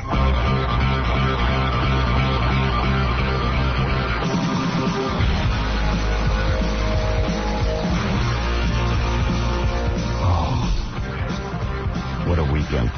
What a 4-day weekend. What a nightmare. Oh, dear. It wasn't so bad, actually. Just I was going to say, you're not ranting, so it couldn't have been bad. I really don't want to rant until tomorrow because my in-laws are still in town. Oh, dear. And I'm just thinking I don't want to hurt their feelings. Keeping a lid on, huh? I've got like some really raw emotions ready to let loose. No. But I don't want to do it when they're around because they're going to misinterpret it and think I don't like them. Yeah. Well, I thought you were so calm, you know, starting off the show. You didn't start off. I thought maybe the weekend didn't go badly. No, it was real bad. I mean, it was only bad because, you know what? Thanksgiving was nice. It was nice to have everyone around in terms of I had my in-laws, my parents, my sister, her kids, my brother-in-law and my sister-in-law, you know, my wife's brother and sister. Yeah. And my parents and my cousin. Okay? I had them all over, and that was very nice. But the nice part about Thanksgiving is after you have everyone over and you have a good couple of hours, everybody goes home. You say good night. Good night. I'll see you. Turkey. But Thanksgiving went on for 4 straight days. And I know... See, you're going to get me into it, aren't you? Because you'll be disappointed otherwise. Yeah, that's right. I came back for this. Yeah, I know. I would have stood in bed. It was the worst. It was the worst 4 days of my life, yeah. Oh, no. Because I love having time off. I can't wait to have time off. Except time off for me means what I do is I get into a pair of sweatpants and a sweatshirt. I don't shower for 3 or 4 days. I lay in my house. All I do is leave to go to the video store. I get bad movies and watch them. That's my 4 days. You don't even wash to go to the video store? I don't even wash, okay? I don't even wash or shave until Sunday. So nobody else is happy when you're off. Right. Even my wife was like, this is getting ridiculous. You have to shower. My parents are around. I said, on Sunday, I'll shower. I don't. Did you do this while they were there? Oh, no. Oh, yeah. Oh, dear. Oh, yeah, I smell pretty bad. You let them see what their daughter married. And then my wife has this move where I'm laying down in bed, and then she comes over, and she puts her nose somewhere near my armpit and goes, ooh. Oof. This is the noise she makes. She goes, oof, oof, oof.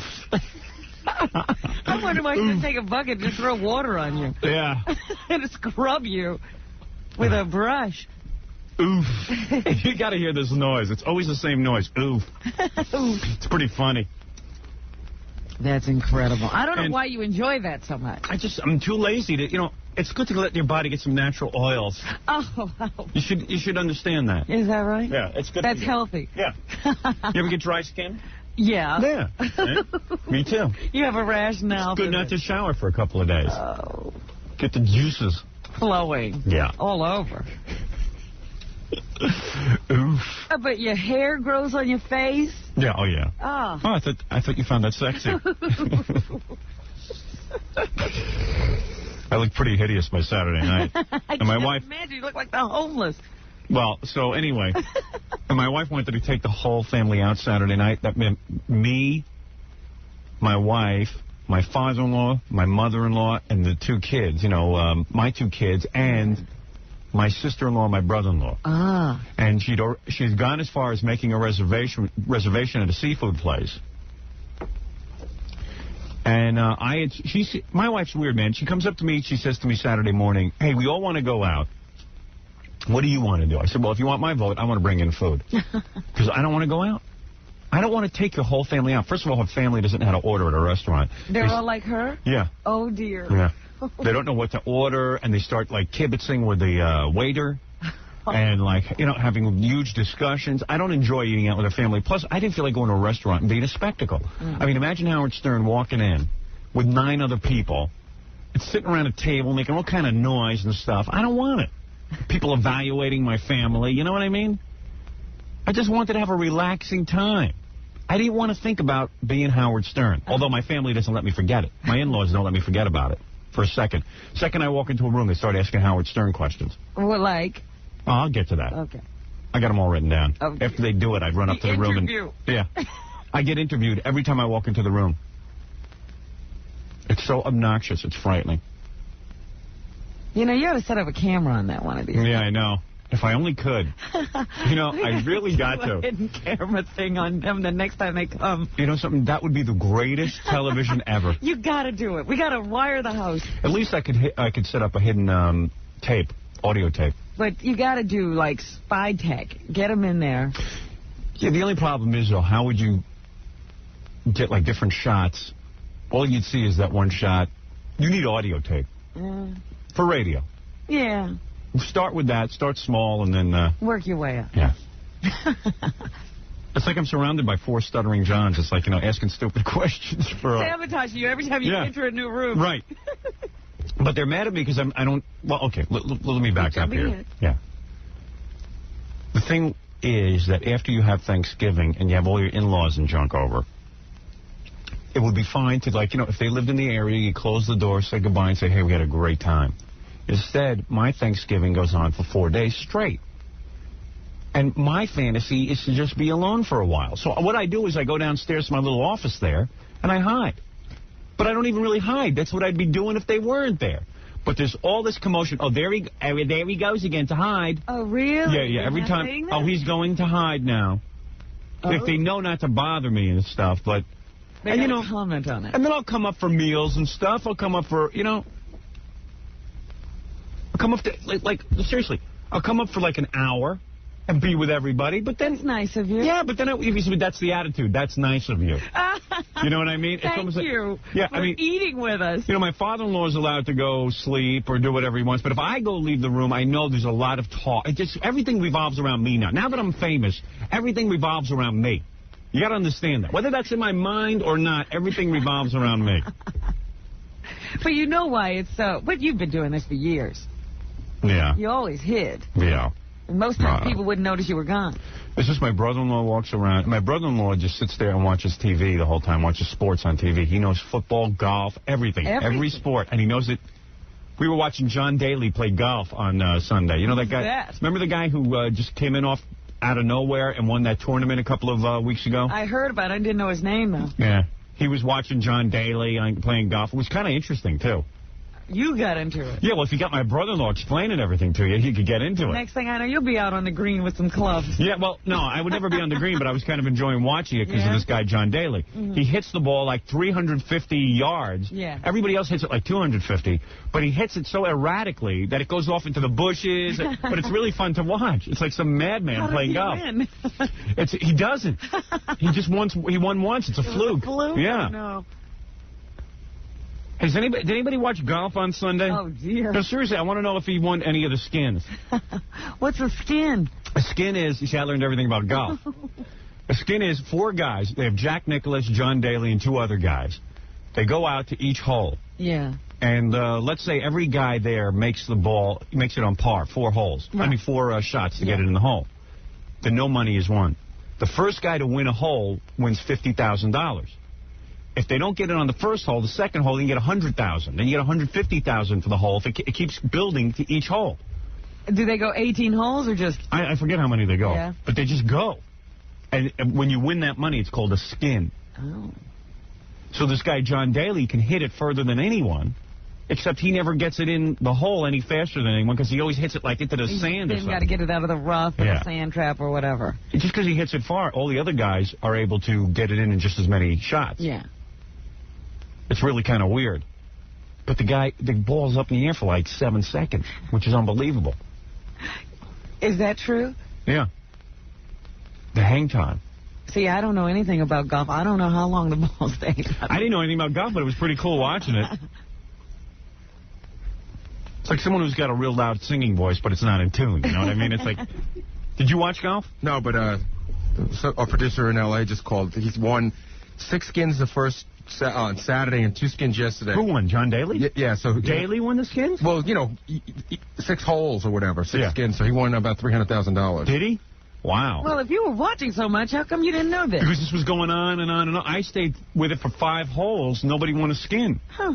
And he won the PGA Championship. He was like one of the youngest guys to win. Yeah, well, that was the fluke that got him involved. But everybody likes him. The only reason, in fact, he's considered worse than all these other guys, but the reason they let him play is because he's so exciting to watch him hit the ball. Yeah. And it just goes into, he hit into the woods at one point, and then he got it out. And Not he on made the course. He hit him into another set of woods. Yeah, I don't know where he hit it. He hit it somewhere. It was pretty wild. Is he the guy who was, like, overwhelmed by all the attention once he finally did win because nobody ever expected him to win? He was a guy who drove himself to the match and was exhausted and driven all night because he had no money. It's pretty funny. Oh, yeah, that guy won $300,000? Wow. Jeez. Now you better start learning how to play. No, that's one game I know You want to get out of radio. Yeah. $300,000 for hitting that stupid ball. But it is a tough game. Yeah. You can see how frustrating it would be. But my brother-in-law watches TV the whole time. Does he play any sports? He says he does, but I've never seen him. Okay. I've never seen him actually play a sport. He just lays on the couch and watches tons of sports. I mean, but I can't describe the situation to you. I'm talking about the TV in the living room is constantly blasting, and it's constantly playing sports. And he's really intently looking at it. He's not just... Oh, on Thursday, they showed up, and we had Thanksgiving. But all Thursday afternoon, there was a football game going on. I don't know what game, but there was a game. Friday was college football, 2 different games. Saturday was... all kind of games. Basketball. It was endless. Wow. Golf. And the guy knows every channel to turn to and what time every game is on. And he's back and forth. But you never saw sports. This is like endless sports. I've never seen anything like it.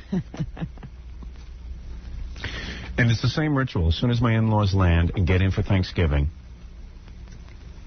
immediately my father-in-law says, what new videotapes do you have? Because, that guy from Warner Brothers sends us videotapes. Right, yeah. So it's a whole big deal that he starts going through all my stuff and all my videotapes and stuff. And then, and my brother-in-law's down there going through all my stuff. Even my wife said, maybe you want to pull the videotapes for them before they get, and it's just like, it's constant videotapes. You think they'd never seen a videotape? Yeah, it's unbelievable. And my father-in-law's like into videotapes. Like, he has to watch videotapes. Even if you videotape shows, he has to constantly be watching video.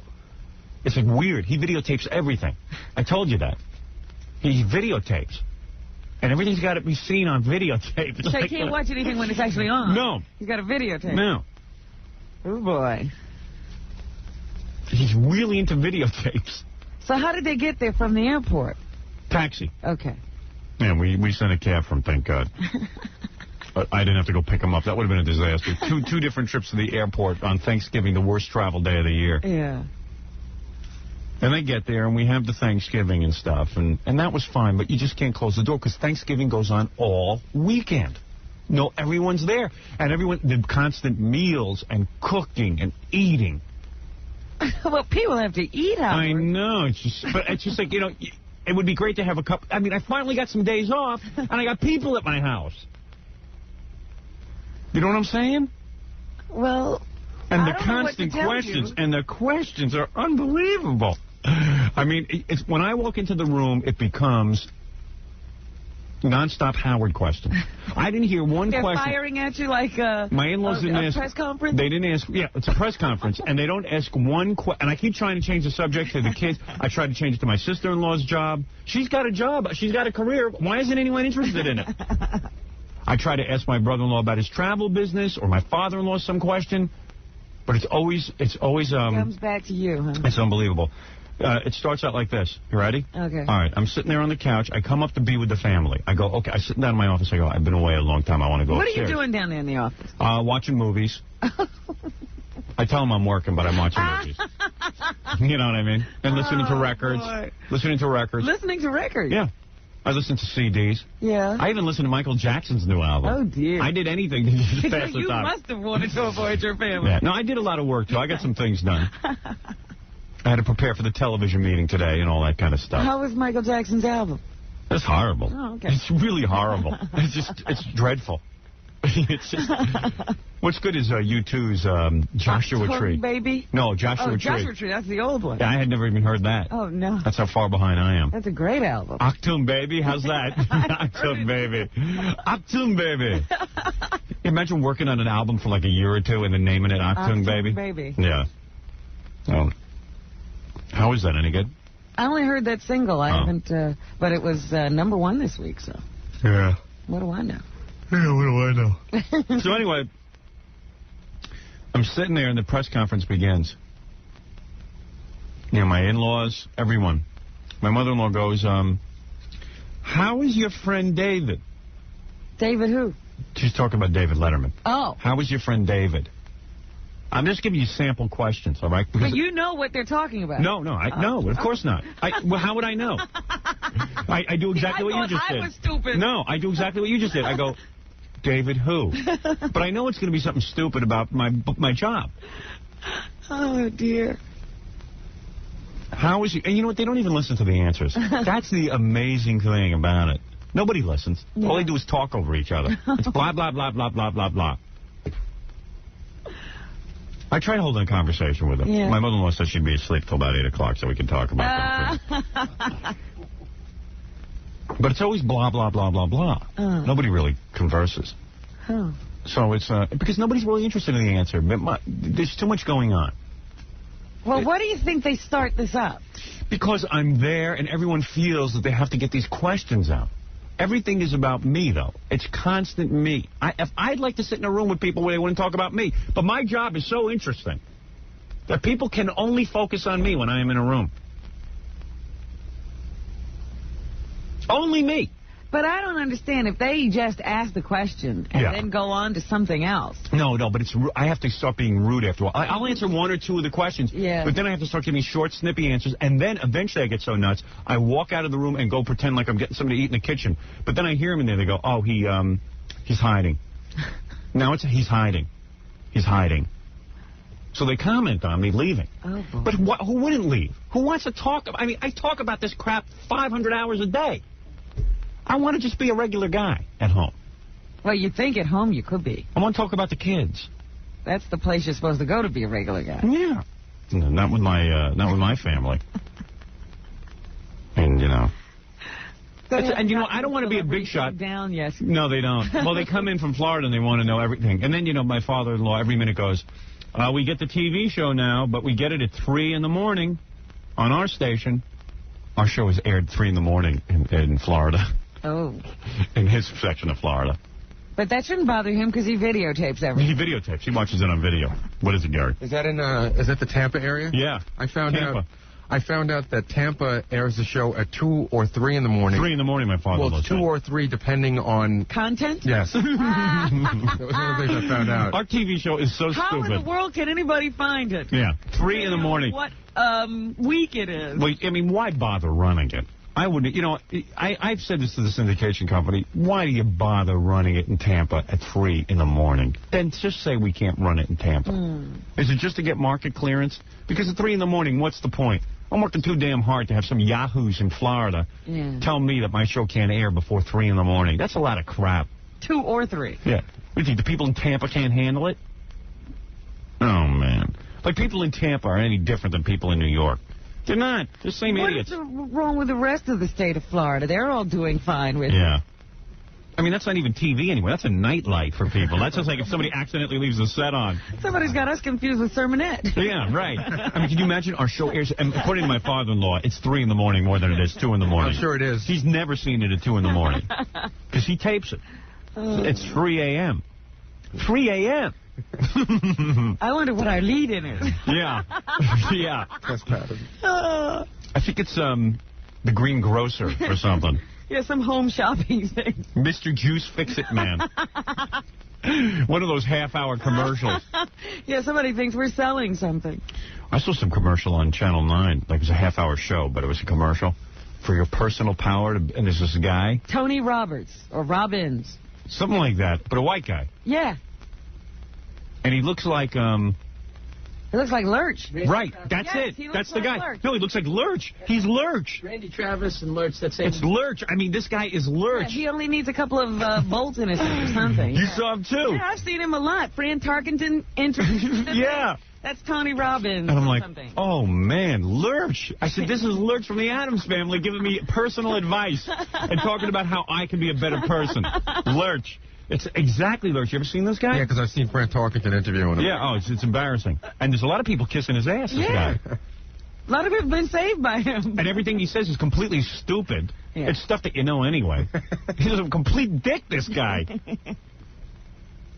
And he's so full of himself sitting there with his little theories. Oh, yeah? Oh, you would really think he had an answer for something. It's unbelievable.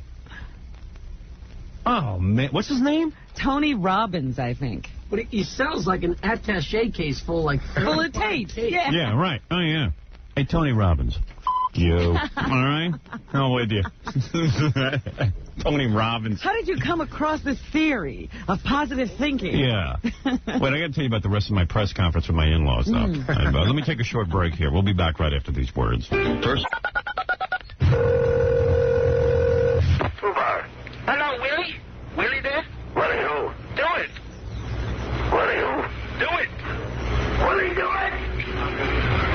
Willie, do it. No. Thank you.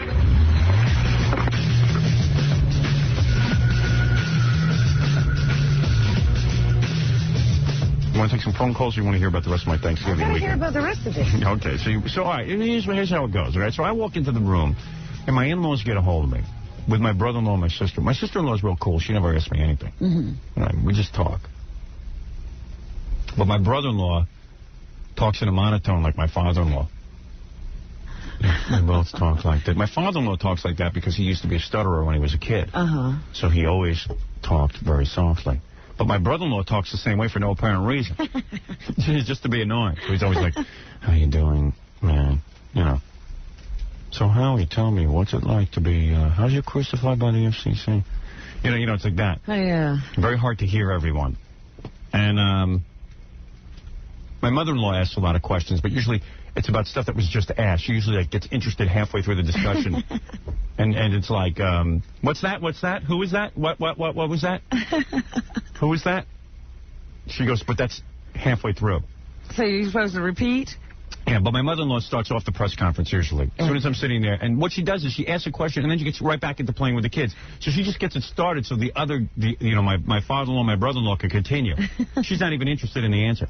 How is your friend Dave? We must visit. You know, it always starts out, we must visit. How is your friend David? And then I'm already annoyed, because I know this must have something to do with my career. I go, David who? I'm thinking, David Letterman. So I go, oh, fine. That's it. That's my answer. Oh, fine. But my wife is such a genius that she says, oh, didn't you hear Howard resigned from Letterman? So then, and I'm going, oh, my God, my wife does it. My wife only wants me, my wife knows how I feel. Yeah. But she wants me involved in talking and entertaining. Well, I think she'd like you to talk to her family. You know, I do want to talk to her family. I like her family. That's the point. It's just I don't want to talk about me. I don't want to talk about me. When I walk into the room, I don't want to talk about me every minute. Yeah, have you ever thought that if you just entertained everything, just stayed with them? I do, though. It does, no. And entertained I've done that. Question. I do that for 2 days, and then it just still doesn't stop. It's just they come up with more and more questions. Yeah. They are consumed with it. So, and they're great people. It's just that they, I guess it would be like this with anybody. Like my parents would be this way, except they get to hear the show every day at least. Yeah. But my mother never asks me about the radio show, hardly ever. She just runs around town screaming that she's my mother. Right, she tells everybody else. And looking for discounts. She doesn't have to bother you, she's bothering everyone else. Right, exactly. My father does, my father will ask me one question, maybe 2 questions tops. But he's sort of filled in on the show. Right. My in-laws come out from Mars, and then they come to complete update. They want complete updates. So my mother-in-law goes, how is your friend David? So I go, David who? David Letterman. And then my first reaction is, he's not my friend. So I go, well, he's not really my friend, Norm. I just appear on the show. I see him when you see him, when I'm on TV. But that doesn't stop them. Allison, my wife, says, oh, didn't you hear? Howard has resigned from the show. So I go, so my mother-in-law goes, what's that all about? What do you mean you resign? I don't understand. I don't understand. It's everything. I don't understand. It's a panic. I don't understand. How did you resign? I go, I just mumble, I resigned. My wife goes, well, tell them the story. I go, honey, now I get, you brought it up. Why don't you tell them? You seem pretty well. Oh, I don't tell it good. You tell it. I go, I'm not. So that's where I walk into the kitchen to get something to eat, and then they start screaming that I'm hiding. So my wife starts trying to explain my resignation from Letterman, getting, like saying all kind of weird stuff, but I don't even care, as long as she's talking about me resigning. Uh-huh. Does anybody else get this bug? I don't know. I say to myself, I don't get bugged. I guess so. You got a great scene. I tell you, I get nuts. But my wife knows better. Well, that's what I'm wondering. Why did she do that? And then she goes, oh, you're too uptight. It's just, she just does it to me. She sabotaged me because I was really trying to get it off me. Yeah. But my wife is excited. She wants to brag a little bit. Sure. If she could tell a story, it'd be great. My wife can't tell a story. Oh, gee.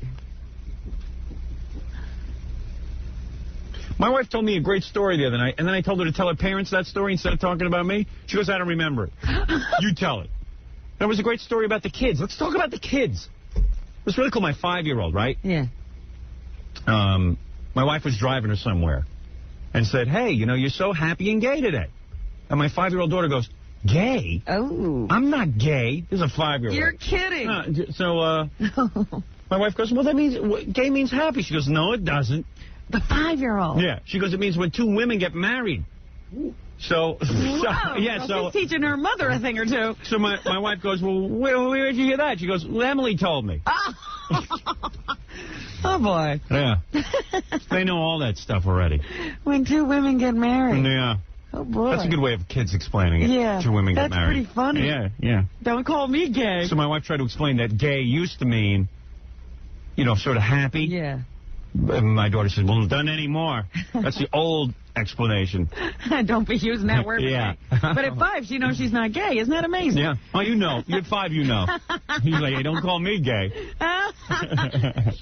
No way, Jose. No way. I'm not gay. I'm not gay. Maybe you are.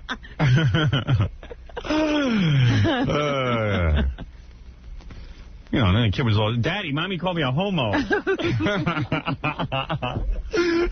Oh, boy. But that's a funny story. Those are the kind of stories families should be sharing. Yeah. Not my career. My career, everybody. Okay, 1 or 2 questions. My career, endlessly. That's why I won't walk into the room. Yeah, all of a sudden you're back at work. Yeah.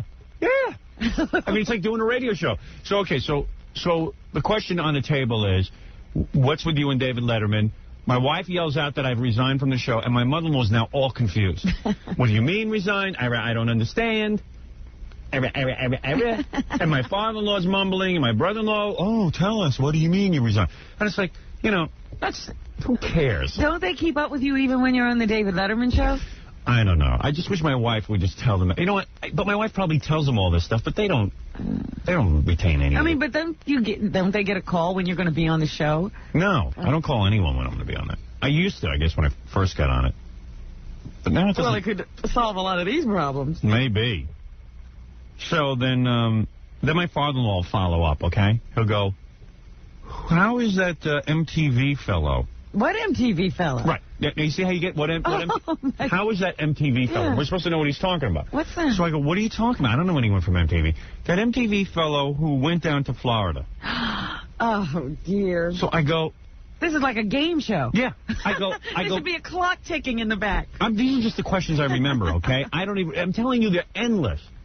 It's endless questions. Do they give you time to think, like on Jeopardy? And now I just go...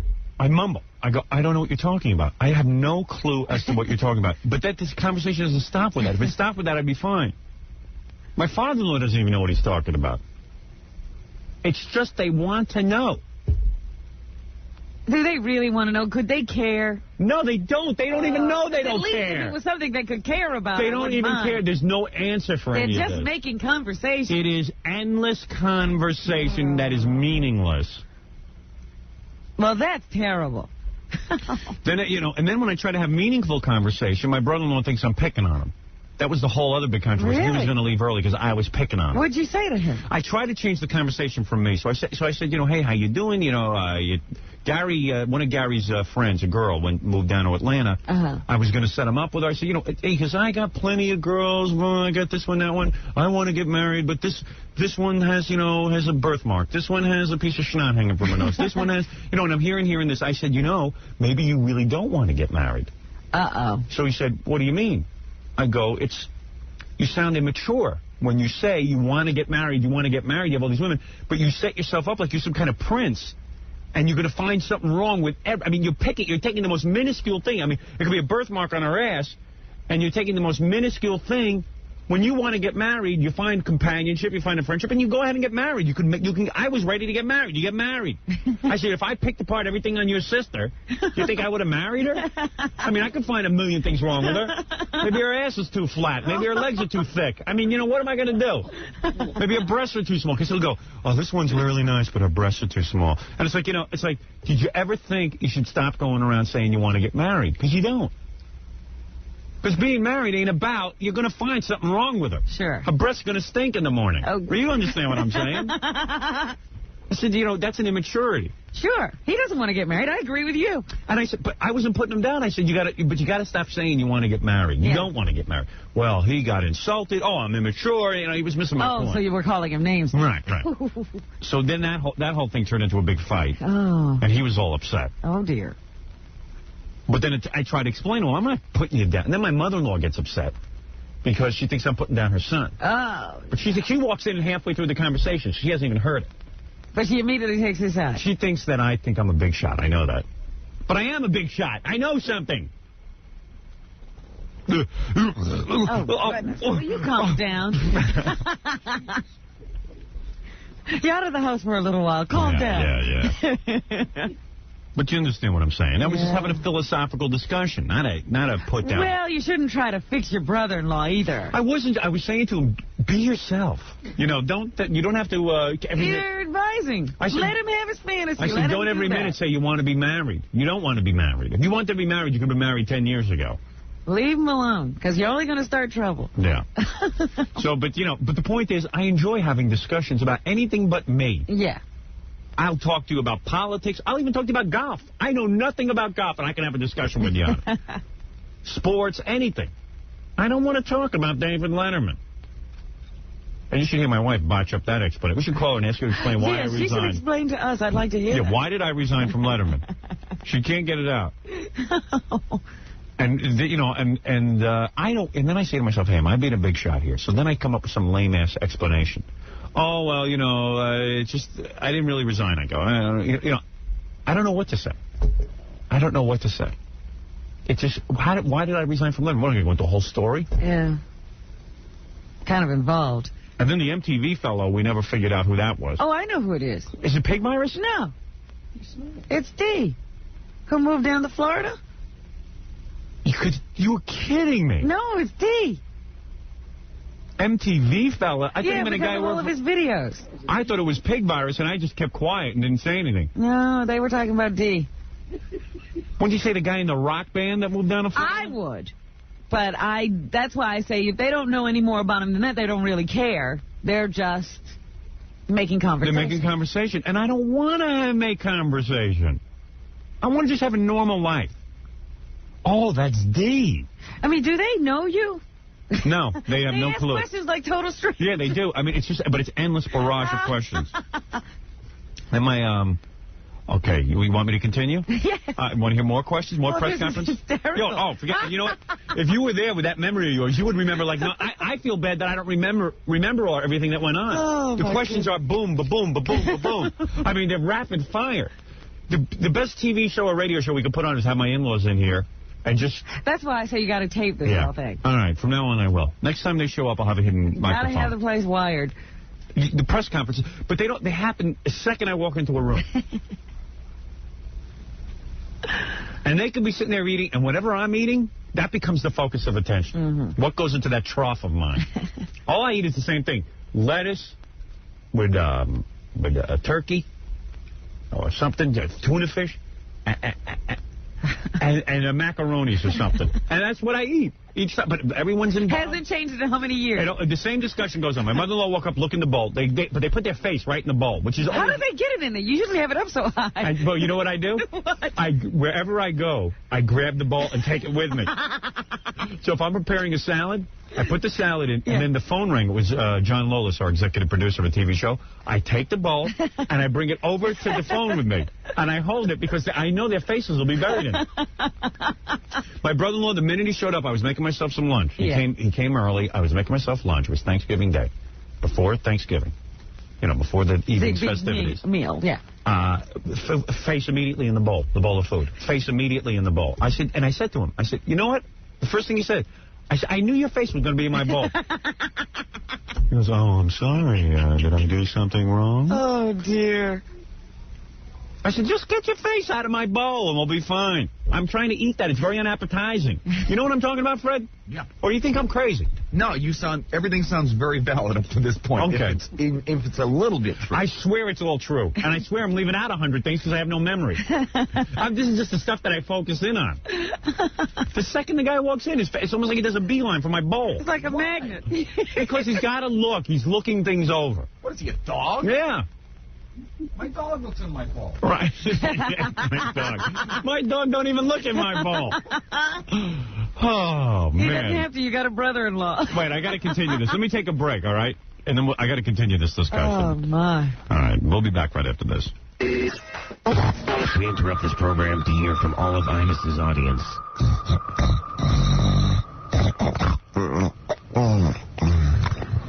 Now, back to Howard Stern.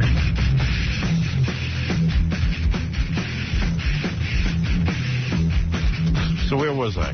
Well, you were with a quiz. Oh, yeah, okay. So you just got to understand, it's just, it's just the bowl of food. You just got to understand it's everything. Everything is an inquisition. You're being observed under a microscope. Yeah, but but Saturday night, because Saturday night... that's my when wife you went out. Well, they wanted to go out. Oh, you didn't? Yeah, but then my wife and I got into a big fight, and it wasn't my fault. In front of them? Oh, yeah. Oh, no. Oh, yeah. The worst thing you can do. Absolutely. But then Sunday we were all lovey-dovey. And they thought, well, we can leave with our daughter still married. Yeah, that's always weird. Like when I'm kissing my wife or something in front of them, I wonder if that's weird. I wouldn't want to see some guy kissing my daughters, you know what I mean? I have a friend whose husband still hasn't walked into the house where his daughter sleeps with another man, and they're married. Really? Really? Yeah, the father just won't even go in the house. He doesn't want to see it. Yeah, I know. I can tell sometimes when I'm kissing my wife, my father-in-law's like, look at that guy. Disgusting. That's disgusting. But I figure, hey, I've been with this woman 17 years. I got a right. I know. So anyway, all right, so you got a picture like it's a press conference. They're all sitting down. I'm standing up because I'm busy trying to get out of the room. Yeah. And my wife, in the worst way, wants this thing to keep going. So they go, how's your friend David Letterman? How's your MTV fellow who went down to Florida? I can't believe that's Steve Snyder from Twisted Sister. That's what my guess is. I think you're right. I had no clue. I thought they meant pig virus. I didn't know at first. When you said MTV fellow, I had no clue. But when you say who moved down to Florida, right? I'm figuring they must mean D. Well, I'd love to know the answer to that one. Because they don't know a name. Why don't we call them later and find out if that's who they mean? Let's ask them these questions. Yeah. That hit me right away, too, Howard. What? That hit me right away, too. I thought it was pig virus. MTV guy in Florida. But I think they said he used to be at NBC. And then my wife goes, Bob Pittman. Then my wife goes, Bob Pittman. Oh, this is how the discussion goes. How would they know about Bob Pittman? Exactly. My wife goes, Bob Pittman. And my father-in-law goes, yes, that's it, Bob Pittman. So I go, Bob, you don't even know Bob Pittman. I don't know Bob Pittman. I've never even met the guy. He was just trying to get in the conversation. Yeah. And then I go, oh, you mean, so my wife goes, you mean Dom Fioravanti? And then my father-in-law goes, yes, that's it, Fioravanti. Oh, dear. He just wants it. Like I said, they don't know you. No. They have no clue who you are. No. This is endless. Then they wonder why I run from the room. If it was a pleasant conversation, I have politics, anything. Total strangers ask you more intimate questions. Right. I mean, it's like being amongst a bunch of fans. I mean, it's just a nightmare. And I'm running from room to room hiding. It's weird. It is just weird. Wow. This is torture. Oh, it's torture. I thought you were exaggerating. I'm telling you. Wednesday when you were carrying on. No. I said, you know, he was going to have a fine time. He just exaggerated. Well, I had a fine time just laying down in my office on the floor in the fetal position. I said, he'll be hard-pressed to make up something to match this tirade he went on Wednesday. But in all seriousness, I do enjoy some time alone on a time off, you know, a 3-day weekend. Oh, everybody knows that. You know, everyone needs some downtime. I want to just lay in bed. When you talk for a living, you don't want to talk. Right. I can't explain that to anyone. And everyone says I'm being a big shot, including my mother. But I'm not being a big shot. But anyway, I know when I'm being a big shot. And I guess I'm, you know, and then I get into that whole weird thing like, you know, hey, at least I'm, you know, doing well with the radio and everything. Maybe I should be happy about all this. But you know. Well, you are. Yeah. But you still would like to be left alone. Yeah. But then my mother says to me, you know, you do have a family, and if you want to be left alone, you shouldn't have a family. I said, no. I want to be with people. I just don't want to talk about me every minute. You can't control the conversation. I go, well, obviously. But even now, somebody's got to understand that those questions are out. You can't even figure out what they're talking about to answer the question. All right, so then my mother-in-law will jump in, okay? So the press conference has gone around the room. Oh, then my brother-in-law will jump in and go, hey, how are the sales on that Crucified by the FCC? Oh. And I go, oh, fine, it's selling fine. Can I have a copy? Because the copy you gave me, I lent to a friend, and his house burned down. Okay, I run down and I get a copy. Then my father-in-law says, is that copy for us? Oh, dear. I go, well, I gave you guys a copy. He goes, no, I don't. I go, oh, that's right. I gave you a copy, but I run back down and get them a copy. Then my sister-in-law feels bad. She didn't get a copy, so we give her a copy. You got to understand, everything revolves around me when I'm in the room. I can't be in the room without... As soon as you leave the room, they calm down. Yeah, but they go back to whatever it is they do. I don't know what they do. Because you can't be there. They pile up all the newspapers on my brand-new couch. That's what they do. And we just put in a coffee table? Yeah. Everyone's feet goes right up on it. My sister-in-law, her big mistake was she wears like shoe slippers. You ever see these things? They're slippers like with heels. They almost look like ballet slippers. Oh, I know what you're talking about. The things I've got on today. Let me see. Like these. Exactly. Except they have a little bit more of a heel. This is a little heel. Okay. That's exactly what she wears.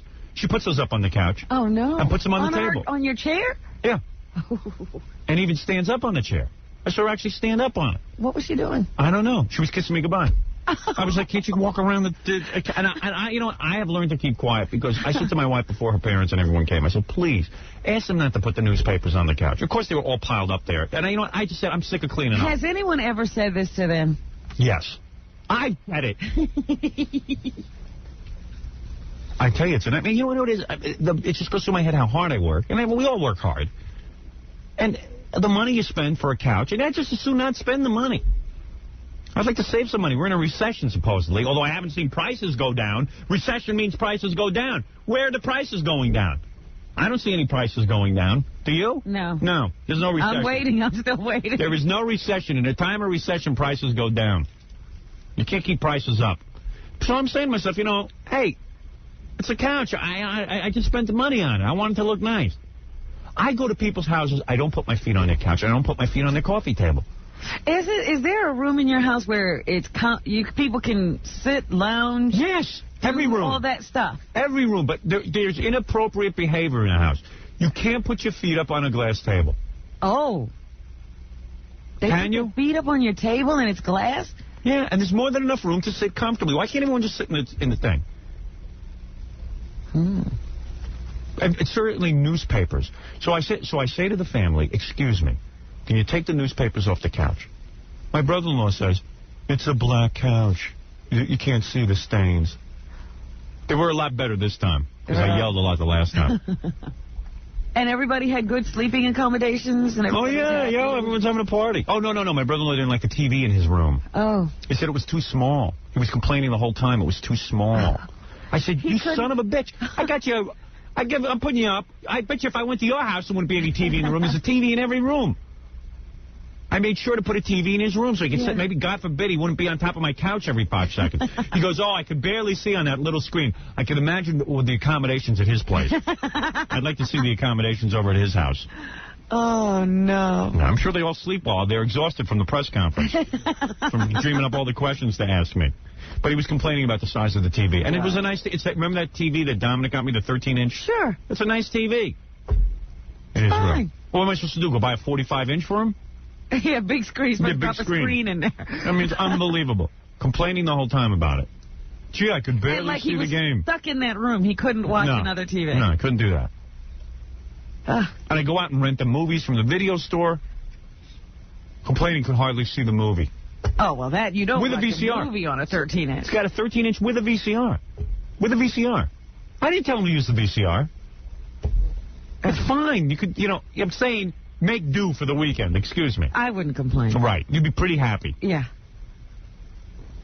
That was his other thing he was complaining, too, about Saturday night. So, well, let me just finish the press conference, okay? So, then my brother-in-law, how's the tape selling? All right, so you do that. Then, you figure you have to, maybe it's done now, right? Because I leave the room and then I come back in. My mother-in-law will go, tell us, what are some of the interesting people that you've met? Uh-oh. What are some of the new interesting people that you've met? I go, so I go, you know who I met that's really interesting? Your son, Bruce. Bruce, tell us about what you're doing. This is literally how I handle it, okay? Because I don't know what to do. So then she starts in here. Tell us some interesting people that you met. Please, come on. So I go, I haven't met anybody interesting. So my wife, of course, goes, James Taylor. Now, does your mother know who that is, your mother-in-law? She acts like she does. Oh, James Taylor. What's he like? I said, well, Allison, since you heard it, what do you think he's like? You heard the same thing I did. I didn't spend any special time with this guy. I tell you, it's endless. It's endless. It's endless Thanksgiving. Because you don't mind, you know what, I wouldn't even mind if we had a 3-hour Thanksgiving and eating and people... Because they could do that at Thanksgiving, then everybody go home, take a deep breath, and you got the rest of the weekend to recover. Right. And it's like, hey, it wasn't so bad. Hey, they heard about my job, I heard about their job, okay? But it's all weekend. All weekend.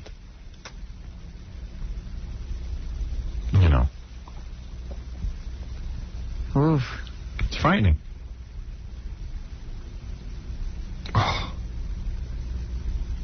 Everything just irritated me. My wife's got this other thing that really irritates me. What's that? She calls me on her car phone 3 minutes before she's about to hit the house. What, is she announcing? Yeah. She announces. Get ready for me, I'm coming home. Yeah, and it's driving me nuts because the car phone bills are high. Oh. And I said to her, can't you wait literally she was 3 minutes from the house. I'm talking to her the other day. She calls up, she goes, hi, honey. I go, oh, hi. Yeah, obviously on the car phone. This is an emergency, right? Yeah, I go, what's up? I'm going some errands, but I could finish all my errands, but I go, when are you coming home? Oh, I'm 3 minutes from the house. I go, then why did you call? Why didn't you just come home? I wanted to let you know I was on my way home. I go, but literally she was 3 minutes. I timed it. Yeah. 3 minutes. What, am I supposed to start the trumpets? What do you do when she comes home? It's unbelievable. And the car phone bills reflect it because it's a lot of money. Yeah. You have a car phone, you know. I mean, she used to have one. Well, yeah. Yeah. They got that, too. Yeah. Robin's car got ripped off last night. Great. My heart goes out to you. I got my radio. How'd you get that? You brought it with you? I took my radio with me. Oh, good. At least those bastards didn't get that. I got them. Right. They weren't listening to any good tunes. Oh, man. I was going to say, because you just put in a pretty expensive radio. Yeah, but they got everything. You know how I was gloating about the fact that those speakers were bolted to the wheels? Yeah. Well, they just took the wheels and everything else. They took everything. Wow. That sucks. Because I've been really upset. My battery just keeps dying. Well, you don't use your car. No, but I mean, it's ridiculous. I do use it. You have to, you know what? What do? You go get the car recharged. Yeah, right? Yeah. Wait a minute. Let me ask you this now. Then I drive it around. For how long? 15, 20 minutes. That's not enough. I know. Not to recharge. Well, what am I supposed to do? Drive around? Yeah, for about 3 days. You mean a car? Yeah, I have to drive for hours? That's right. Yeah, it's ridiculous. Well, you just jump it and you drive around for 15 minutes, right? Neil told me there's he told me there's a device now that cuts off your battery if you don't use it for a couple of days. It cuts it off from everything else, yeah. Which I'm going to get. But, how often do you drive that car? A couple of times a week. And it still died. Yeah, something's wrong. Once it lost its charge, you're going to have that trouble. Yeah. It sucks. Unless you drive it a lot. Because it only charges while you're driving. I mean, even, you know... Yeah, something. Stop and going isn't good, you know, like right around your neighborhood. You need some extended driving. So then Saturday night, my wife wanted to take the whole family out. Now, how are you going to do that? I don't know. Were you going to rent a bus? Yeah, really.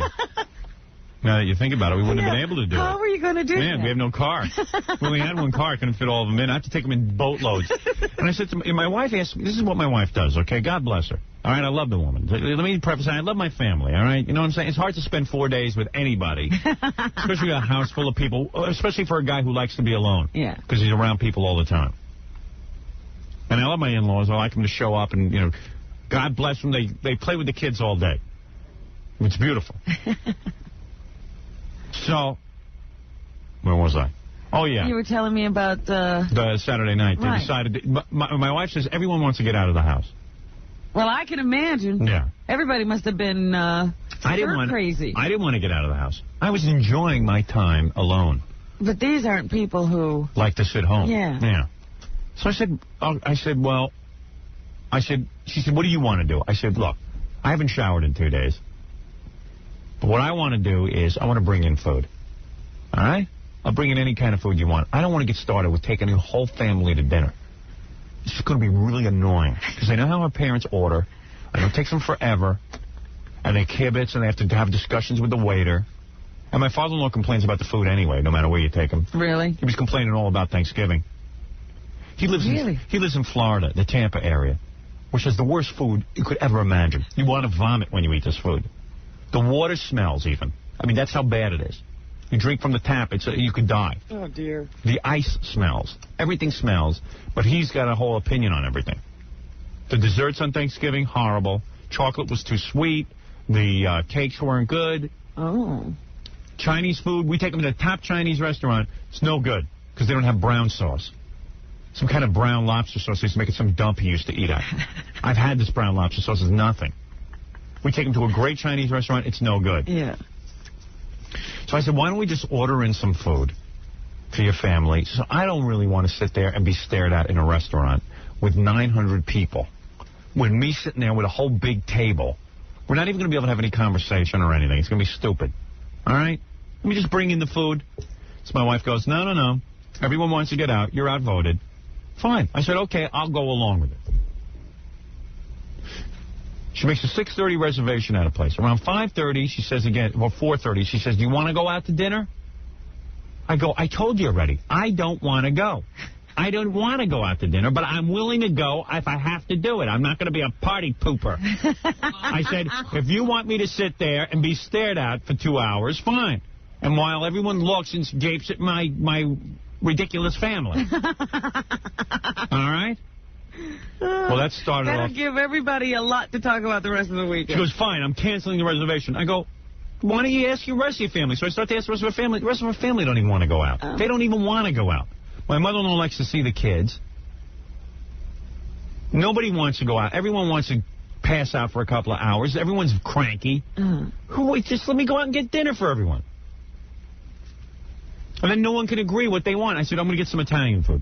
My wife goes, my mother can't. My mother-in-law has this charade that she can't eat Italian food, but she eats it constantly. My wife goes, my mother can't eat Italian food. I go, why is that? She can't eat noodles. She's allergic. I go, every time your mother says she's allergic, I see her scarfing down tons of noodles. She's lying to you. Sure enough, we get Italian food from her. We have to get a special dish with no pasta or anything. She's there scarfing down everyone's pasta. Really? Oh, yeah, of course. She's not allergic. Oh, dear. She's not allergic at all. Oh, my goodness. She's not allergic to anything. This is a She has it in her head that she's allergic. Oh, it's a madhouse. She has it in her head that she's allergic. Yeah. She's not allergic to anything, but it's a whole big charade we have to play. The only person who's allergic in that house is me to them. But my wife goes, well, we can't order Italian food because of my mother. I go, yes, you can. Get her a chicken dish. She doesn't have to eat pasta. She's allergic to pasta. She ate every friggin' pasta we had there. And last night, she was eating pasta again. Oh, dear. She goes, oh, and I watch her mother. She goes, Oh, you know, I know I'm not supposed to eat this. Let me just try a little. See what happens. It's a charade. It's a charade. It's hysterical. It's a charade I'm involved with. So my brother-in-law goes, let's order tons of food. Pizza, Chinese, and Italian. And my wife goes, you idiot, don't you understand? Some of these dishes have to go together. I mean, it's just like, he's going to order. Who's going to go get all this food? It's just, and they start calling each other names, and I'm going, look, and my wife starts blaming me. It's my fault. She had a reservation at a restaurant. And I said, listen, it's not my fault. It's obvious your people don't even want to go out to eat. Everyone just wants to eat. Where were they going to find a restaurant that was serving pizza, Chinese? Yeah. Where was it, Nathan's? Yeah, Nathan's has that. That was a nightmare. I got no rest. Food court. Yeah. It was unbelievable. So I went out. If I've left to my own device, I went out. I got the Italian food. I got all different kind of pasta, all different kind of chicken, all different kind of things. Made a big salad. Whatever you want. Does that sound nice? That sounds wonderful. It's lovely, right? Yeah. And I didn't have to hassle with people. It was unbelievable. The kids were so happy. They didn't even want to go. No one can read anything. I know what to do. They would have been miserable. Yeah. Oh, they would have been absolutely miserable. And as it was, my wife was up there snoring away till about 6:30. She wouldn't even been able to snore away. She would have had to get up and get dressed and showered and the whole thing. Oh, yeah. My wife snores. Now my wife snores. Now you better stop that. She does. Oh, you. Like a bear. Is she still asleep? I hope so. I got to take a break. We'll take some phone calls right after this. Good morning and welcome to another Howard Stern show. My name is Jenna Jameson. I'm a famous porno actress. Howard thinks that I'm very beautiful. Do you know that I'm holding this microphone between my breasts? My firm, young 36D breasts? Now that I've gotten your attention, stop grabbing yourself and turn up the radio because it's time for the Howard Stern show. What is it, John? Alice is on the phone to you. Why? I don't know if She ever used the power note? she didn't tell me. Let's talk to you. Yes, honey. Hello? Hello? Yeah, I'm doing a commercial. I finished the commercial. Oh. The power note is, she's just calling to impress her parents. My parents don't even know. I just got out of the shower. I just have a burning desire to defend my life and my family. Why? Why? You didn't hear the show? I heard a little bit. Who called you? No. Gail? No. I got little inklings all along, and I'm just defending You haven't even been out of the house yet. Yeah. How did you hear? You heard bits and pieces of the show. Right. So why wouldn't you call in? Why do you call in after 10 o'clock? Because I had to get the kids off to school. I meditated. I showered. Because after that, Melissa Gilbert was on, so I said, I'll go in the shower. I'm not going to disturb that. And now this is my first chance. You sure you're not helping Pete Pointel? Yeah. You got an interest in his ratings? Honey, can we take this up tomorrow? Sure. I'm losing my voice. Okay. I just, first of all, I'm not dying. I'm not ill. Who said you were? What? Who said you were? That was last week. Yeah, honey, that was 9 days ago. Today you've been in perfect health. Yeah. Robin, it was the nicest weekend with the family. We had a great weekend. I said it was a great weekend. And, he needs a rule book to hand out so people know how to behave around him. I never heard anything like this. You're really getting more and more difficult for me to have a life and a family. Did you hear what Joan Rivers said? Her family knows not to ask her about her job every minute. Every minute. You don't think your parents ask every minute questions? No, I really don't. Want me to reel off the questions? Well, you're not sensitive to it. Howard, and you managed to avoid everything and say Allison will answer everything. 2 questions. 2 questions? Yeah. Where were you all weekend? Where were you all weekend? Did you even know what your father was talking about? When? Who is that guy on MTV who moved to Florida? Okay, so we didn't know about that. Please. How was your friend David? David who? David Letterman. They know I'm not his These friend. are the 2 questions, Robin. Do you believe it? Well, you want me to keep going? Yeah. You can't even keep going. If I can, will you admit I'm right? Oh, come on. Tell us, darling, about some of the celebrities you've been meeting, some of the famous names. And then you started James Taylor. Right. I mean, come on. Cut it out. Oh, your parents ask questions they don't even want to know the answers to. You're unbelievable. You're not even. What is the fascination with my job? They have their 2 children there. Let them ask them questions about them. They do. The whole thing doesn't center around you. When you happen to walk around the room, people are polite and they talk to you. No, People can't we just talk about, what do we have to keep talking? You mean the only thing to talk to me about is who I've met? You don't say anything else. No, you got to admit, they discuss everything else with you. Come All on. right, very good. That's what you're sensitive about, so that's what you notice. They had a million discussions the whole Why did your father put the newspapers on the couch every time I say not to? Howard. Why does he do it? To upset me? Yes, to upset you. I mean, come on. You make too big a deal about it. I love your parents. I've told you that. But there are a couple of rules in my house. I don't want newspapers on my couch. They were really not newspapers. And you know what your brother says to me? What? It's a black couch. Don't worry about it. I go, you son of a bitch. Get the hell out of my house. Oh, you are so exaggerated. No, you know what it is. I look forward to having time off. And then, it's a hassle. Well, you know what it is? Thanksgiving's nice, but it goes on all weekend. Yeah, but what are they supposed to do? No. I'm into out it. Of town. I don't say no. And I thought it worked out really well. I thought it was great. For having this many people, and for having a rainy day yesterday, it was fine by me. It was really wonderful. And I had a great time. I know you did. And the kids love seeing their grandparents. And I don't know why you act I wasn't complaining at all. Oh. I wasn't. Okay. I just made a few comments, that's all.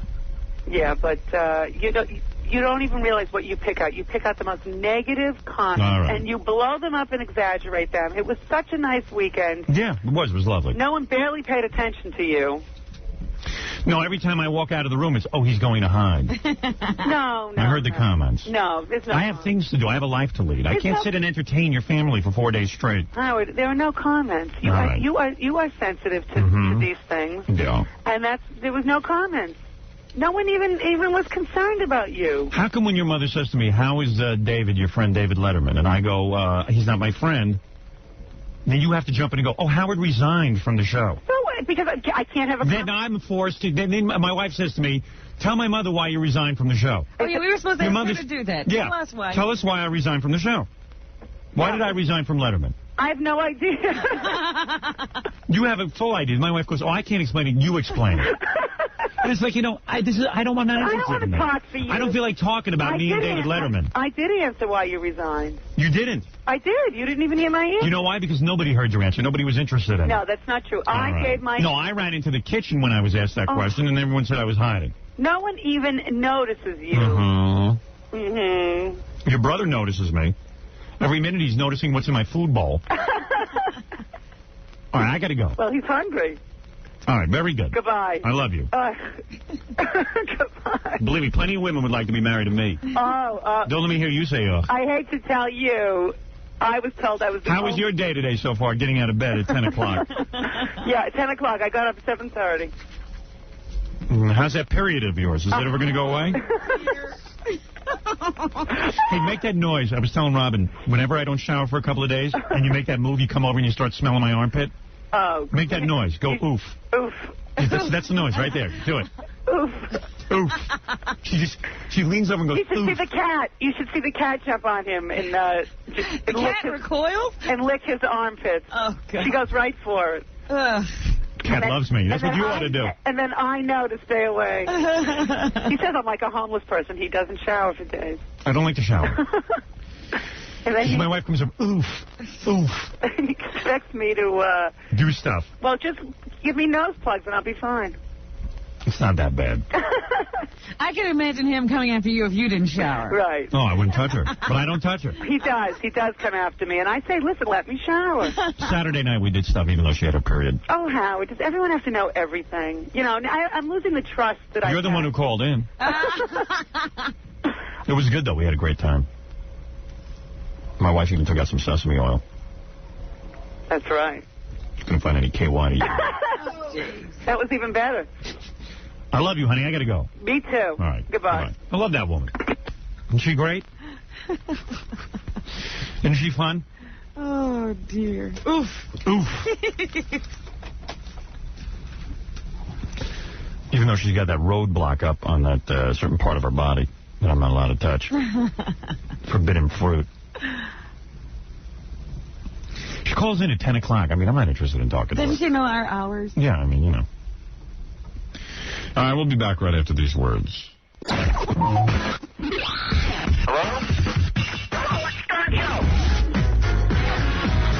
We've got chemistry here. You feel it? I felt it. The Howard Stern Show.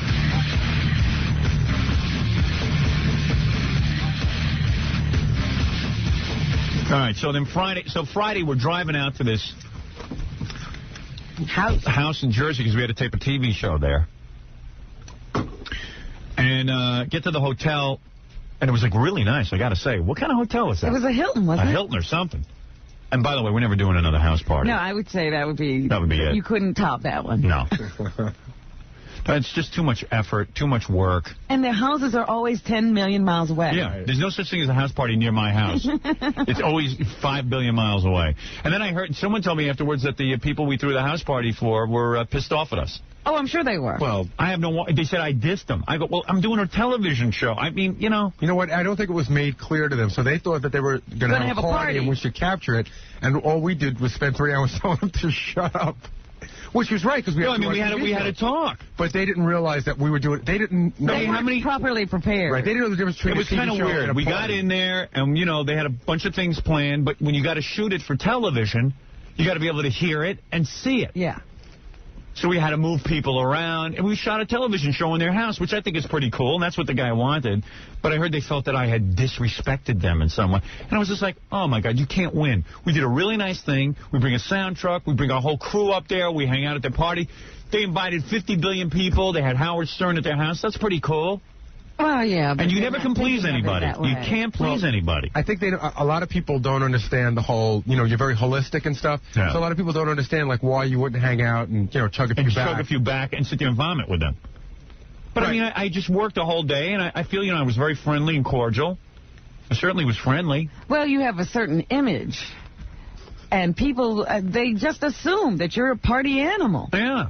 Oh, but that girl, I think that girl kind of thought she was going to be the ringmaster. Yeah, I know. You know? Oh, yeah. The one who kept coming over and bowing and stuff. We had to throw her off the camera every minute. I pulled her off at one point. Yeah, right. She was sort of like confused because I said she sort of had her back to the camera, was blocking the shots because she didn't understand. I mean, no one's even playing to the camera and just blocking. You know, the woman who threw the house party is very nice, her and her boyfriend there, but you can't just run in front of a camera with your back to the camera and just flail around wildly. Yeah.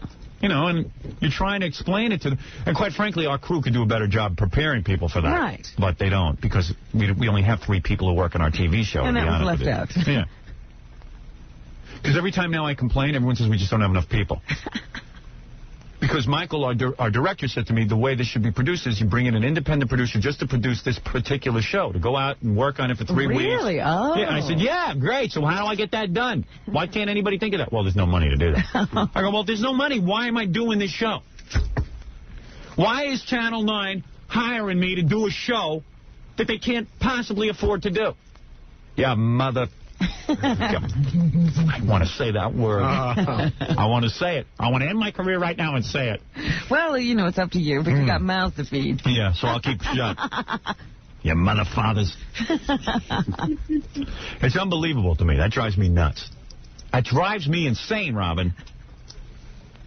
Because that's, you know, there's a lot of good ideas after the fact. Sure. So I got there, and I tried to prepare for the TV show all week, but forget about it. You know, the audience has to be prepared. You go into somebody's house, hey, we're going to be shooting over here. Yeah. We're going to need some room. We're going to need people to be quiet. Nobody talks to anybody. It's like a zoo. It's not really like a party. This is a TV show. Yeah. You're gonna be on. So I end up looking like a bad guy because, hey, I can't sit there and party with everyone. But there was also, you know, you threw a bunch of tantrums in the house. But not to any of the people. No, but they still watched it. They were here there to have a good time, and there you were having a miserable time. Yeah, I guess I'm not the life of the party after all. I guess people have this expectation I'm the life of the party, but, you know, I wanted to look good on television. Yeah. So I threw some of the best tantrums, and I was hoping they got the tantrums on tape. Of course, our show shuts down the camera during my tantrums. Yeah. One of your tantrums was particularly good, and it's good that the people at the party didn't hear it. Right. Well, no, I said, you know, I get so mad I look over and I see my lovely Fred sitting in a chair, you know, he's doing what Fred does at a party. He stares and sits in a chair. Like he did at my party at my house, which is fine. I wasn't asking him to work at my party at my house. He can do whatever he wants. But here I need some help. I'm standing there trying to communicate with the TV show. I can't find Dan. I can't find Kevin. I can't find anybody. I'm screaming. Then all the guys from the party are all over me. So I say, Freddie, get out of your chair. Did I not do it? You did it. Okay. Just once, the initiative would be there and help me. Well, I go, Freddie, get out of your chair, stand next to me. Gary, get the frig out of your chair and stand by me and try to just tell people that I'm working on the show. I mean, I love you guys, but you got to use a little initiative. Can I tell you, you got right in, you came right over, because we were sitting down, I thought we were going to start right up, but you came right over and you got right in my face and you said, keep these friggin' people away from me. I just, in a nice way, though. Just say to people, hey, he's working right now.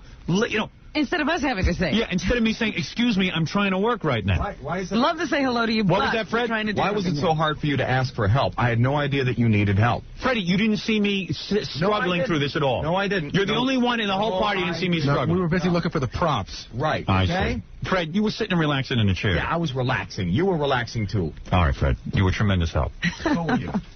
We don't have all the people you pre-interviewed. God knows what happened with that. Oh, hey, don't start with me on that. I can't ask? You can ask, but you've got it all wrong. Well, someone want to explain to me what happened to all the people you pre-interviewed? Yeah. We saw. No, I'd rather have Fred explain it to me. It's true. Oh, you do enough explaining. You would. I have to defend myself. Not defend. I just want to know what happened to them. You want to know? No, I don't want to know. I'm only asking because I don't want to know. Hey, suit yourself. Go tell us. I don't like your attitude. Oh. I can't say the person's name. It's someone who works on TV. Said Fred really frightens me. I said, look, you got to understand something. He looks a lot worse than he really I is. didn't particularly care. Somebody said that? Set me up. Who? Who are you talking about? I think I know who you're talking about. You probably don't. Oh, I don't? Who do you think? I'm not going to say. Okay, see who you think. I'm curious. Can I hold up a sign? Yes. Oh, now we're going to get secrets. Well, because, if someone's bothered by it, I don't want to divulge. No, wrong. Okay. No. Well, then I have no idea. I wouldn't have chosen Dan. I wouldn't have chosen that one either. No. Who was it, I wonder? Well, you only got a couple of people left. Yeah, well. But anyway, so the guy says to me, I'm really afraid of Fred. I said, look. Okay. He said, because it looks like he can go off any minute. Right. I said, right. I'm totally. I said, when he has that dazed look, though, I'm telling you, sometimes he's thinking. I'm totally. That's all it is. Like, I've ever gone off and I've really hurt someone. Well, we don't know. I don't know what you've done. I know you carried a shovel in your car for years. Yeah. We have no idea what's going on. The only other people I know did that were people in Goodfellas. Right. Had shovels in their trunks. Yeah, true. You keep a shovel in. Mom's going to borrow your shovel. You and Reverend Heidnick in his Bugs Bunny van. Except my name doesn't end in a vowel, so I guess that lets me off the hook. There you go. So what happened to all the people you pre-interviewed? We interviewed a lot. Well, number one, when we walked in, they said to us, this is what we need. Boom, boom, boom, boom, boom. And that's what we did. As it turns out, I went through the sheets afterwards. We interviewed most of the people that were on that list anyways. And as it turned out, they really had nothing to say. All right. Very good.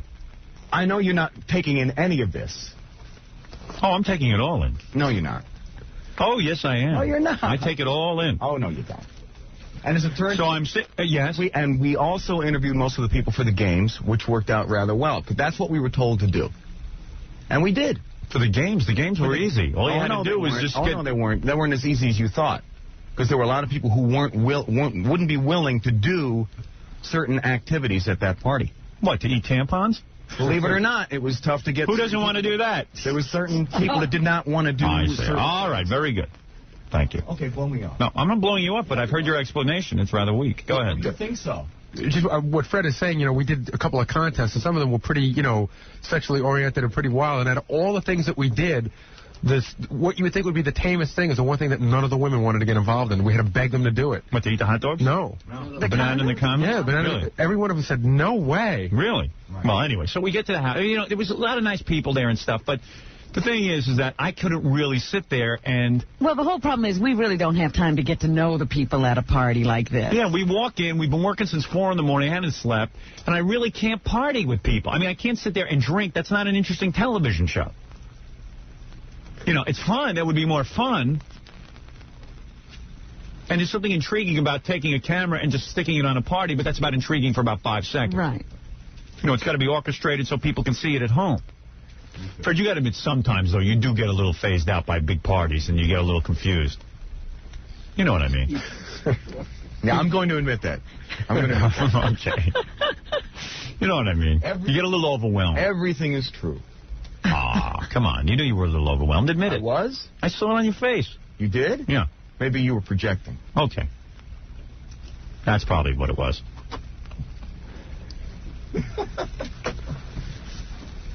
But Jackie always has an excuse, too. He's, because Jackie was like, I just don't want to step on it. I was going to try and control the crowd, but, I don't want to step on anybody's toes. No. Jackie's very toe-oriented. No,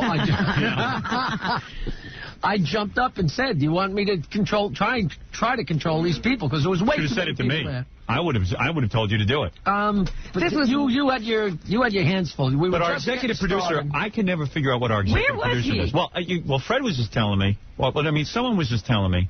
Fred, I can say this, can't I? Sure you can. Okay, yeah. I have no problem with it. All right. So, Jackie and Fred get there early. He's already a Fred. All right. Fred. No, that wasn't him. Oh. Jackie and Fred. And I know you're BSing with that. Absolutely. Nobody's ever afraid of you. No.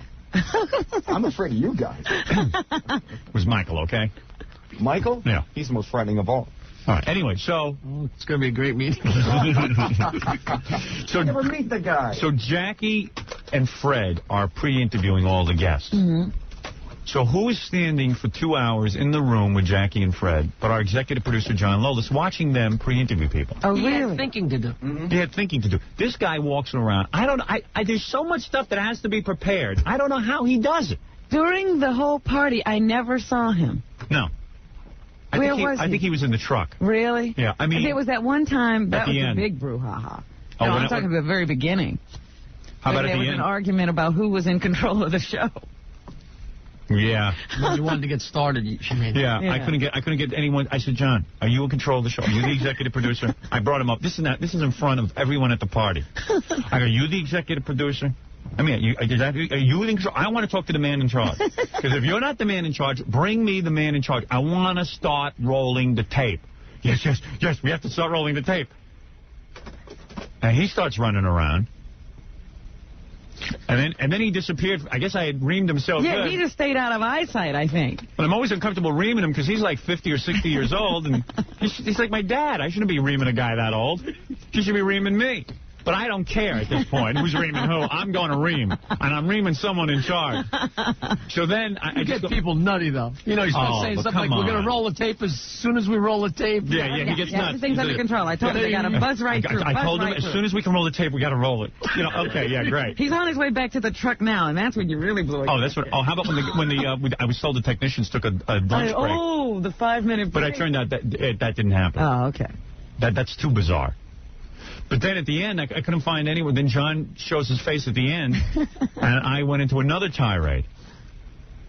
I even forget what it was. Do you remember? I don't remember, but that was in the bedroom. That was where John finally, he was the one who made them sit with their hands folded. Yeah. People were making noise or something. Yeah, no, I started yelling. I go, John, what is it? No, I thought we had the guy, but he was... Oh, he was bogus. Yeah, you did scream at the end.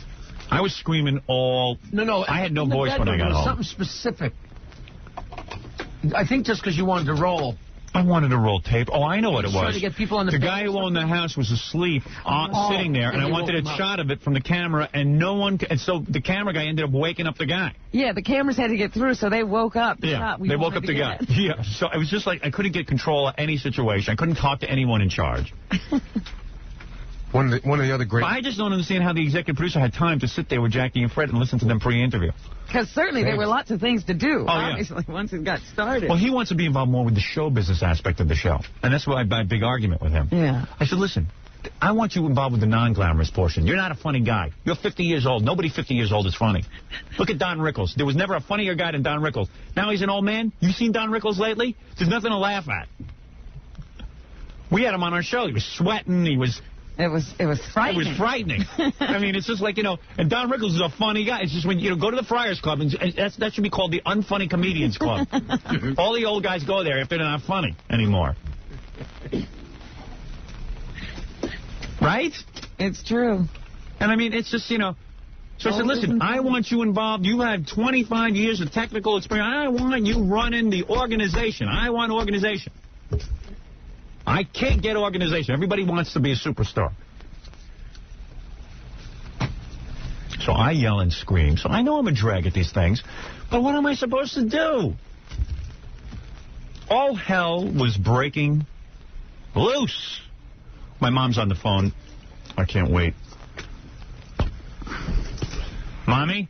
Hello, darling. You're on the air. How are you? All right. I've had a bad week. I think you need a little motherly advice. I think I don't think so. Getting out of hand. again. What's out of hand? Well, your attitude. I hear a lot of complaints about you. What's going on there? What is my complaint? Who do you hear complaints from? I hear everybody complaining. I heard that young gentleman on Friday. I think he said he gets... He just can't speak up. He gets so... Burglars. Oh, Mark. Oh, burglars, please. Jeez. Look, we don't need another person defending Ma, you don't have to defend the world. Some people have to learn to speak up for themselves if they're going to have a career. Do you want some motherly advice? Not really. Well, that's what I called for. What am I saying that's so out of line? If I hire a writer, the guy better be able to talk. There you go, Howard. Well, Ma, get with the real world. You know, you sit in that cocoon of yours. You don't understand the real working world. This cocoon is very, very good. You ask your husband if he could have kept quiet all the years he was working and not said anything. I didn't say not and get away with it. It's the way you say it. If you bring more turmoil to the situation... Oh, get out of here. I go to do a TV show at somebody's house. What? And my TV show isn't prepared. What am I going to do, sit there and be happy about it? I didn't tell you to be happy about it. But if you're going to act that way, that's going to set the pace for everybody else. Oh, what should I do, Ma? You should act like a person. No, I shouldn't be doing it, is what I shouldn't be doing. That's why I got to get my head lobotomized. If you don't feel you should be doing it, that's another thing. And my mother, God bless her, she sits, you know, Ma, if you don't complain about things, they don't get better. Howard. You can't be a Pollyanna and hope and pray that the world is going to get better. Constructive criticism. Oh. If you knock a person down that way, then you will not get the desired results. You will not. And you better learn to act properly. I guess this is all about Mark. She's back on Friday's show. I'm in the middle of doing this show. Now my mother's on Friday's show. Friday is last month. You cannot treat people that way. I treat people damn good. He's easy to work with. You're damn right. Ask the people I work with. He's easy to work with? Yeah. I'm happy to hear that. I am delighted to hear that. Fred Norris can bitch and moan all he wants on the air. He kisses the ground I walk on. Freddie, it's been so horrible working with me? Tell her. Has it been horrible, Fred? Fred, you could use improvement as a boss, but you're a great guy to work with. See, Fred, you know what, Fred? You could use improvement as a worker. I agree. You're damn right. A lot more than I could use. You have to give people... God bless you, Robin. I have no complaint. I got no complaint with you either. I love working with you. I say we got the greatest relationship. You're not kidding. Yes, he's good. She's no ass kisser. No. Maybe you ought to kiss a little ass. No yelling and screaming. You know, my mother. Yelling and screaming. My mother is something else. Let me tell you about my mother's life. Since she was 17 or 18 years old, the woman has sat in the house, and she never has worked a day in her life. What I produced. She's like a veal. Famous son. She doesn't go out. So by sitting in the house. You produced a famous son. You produced a miserable human being, is what you produced. Well, that's. You ever seen a more ignorant, miserable man than me? To show, but we know better, right, Howard? We know that you're not miserable. Oh, I'm a thrilled guy. Everything's perfect. And you have to show people that it is perfect, because that sets the example. All right? Let me ask you something. Yeah. Do you think I should start calling old age homes? Because maybe you need some round-the-clock care. Yes. Maybe you need round-the-clock care. I need round-the-clock care? You think? I wish you were with me on Friday so you could have been at the party that I was at. Well, my life is one big party. You behave yourself, Howard. That's the bottom line. And then everybody around you will... And then Stuttering John gets up there. I never heard music like that. When you show people that it's all right to yell and scream, that's what you're going to get back. Exactly what you give, that's what you're going to get back. Okay. So you know what, Ma? You know what I wish on you? A job where you're in charge, give me one. You got and a job something has to be produced. I want to see you do. I want to see you do that. What? I want to see you get a job. Well, I saw how long you lasted. When I was in high school, she got a job for 3 weeks. She couldn't handle it. As long as she lasted? She fell apart. No, that's not true, Robin. And Howard... How long did you have that job? She was an inhalation therapist. Howard. Should have seen this. She was helping guys hop up garbage from their lungs.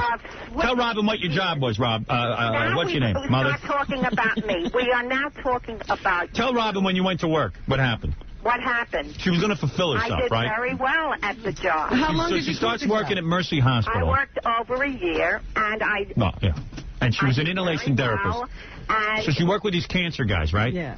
So they had to hock up because they had the blowholes with the cigarettes in them. I worked in the... So my mother would walk in and clean... Howard, and stop saying and you fell apart. Cancer, guys, because you came right home. People with cancer. You came right home. I couldn't handle it in the real world. Howard, please.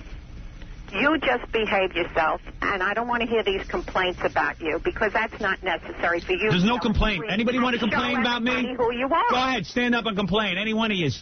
I don't want to hear that from you anymore. You hear me? And you always take my advice, right? You know why her patients died? They had to get away from her. That's why they all passed out. Terrible. They couldn't take it. That's a very nice thing to say. Yeah. Well, let me tell you something. You got some nerve. Calling in here, a woman who's never worked. Now, listen, you take my advice. I love when my mother gives me advice to like calm down. Everyone should calm down. I'll calm down like John Lolis, the executive producer of my TV show. Very calm. What? He's so calm, he hasn't picked up his thumb yet. Why do you point the finger at somebody else when you are to blame? Oh, holy cow. I'm to blame. Ma, don't you have vacuuming to do? I hear a vacuum cleaner Yeah, there. there's a vacuuming going on. But listen, Is Howard. Dad so pussy-whipped that he's doing the vacuuming? Yes, Dad's doing the vacuuming, Good. and it's about time. I did it all these years. Let him do something. Oh, you did it in spades, I'll tell you that. My mother vacuumed, if every minute there was vacuuming going on. Non-stop vacuuming, Robin. That's why you need that noise now to sleep. All right, now I gave you the word, and you take the word, Howard, and you use it. Behave yourself and calm down. Don't tell me. And Don't tell me to set the calm down. example For everybody See, I hate around that. you. That's a technique my mother uses. Tells me to calm down like I'm I not think calm. you forget from time to No, time. I have am to very straighten calm. You out. You're not calm. I'm calm. I'm calm. I work. I'm counting on you, Howard. I'm productive. You're the representative of the family, and I'm counting All on right. you to Very behave good. yourself. Very good. Very good. That's brilliant advice. You like it? Yeah.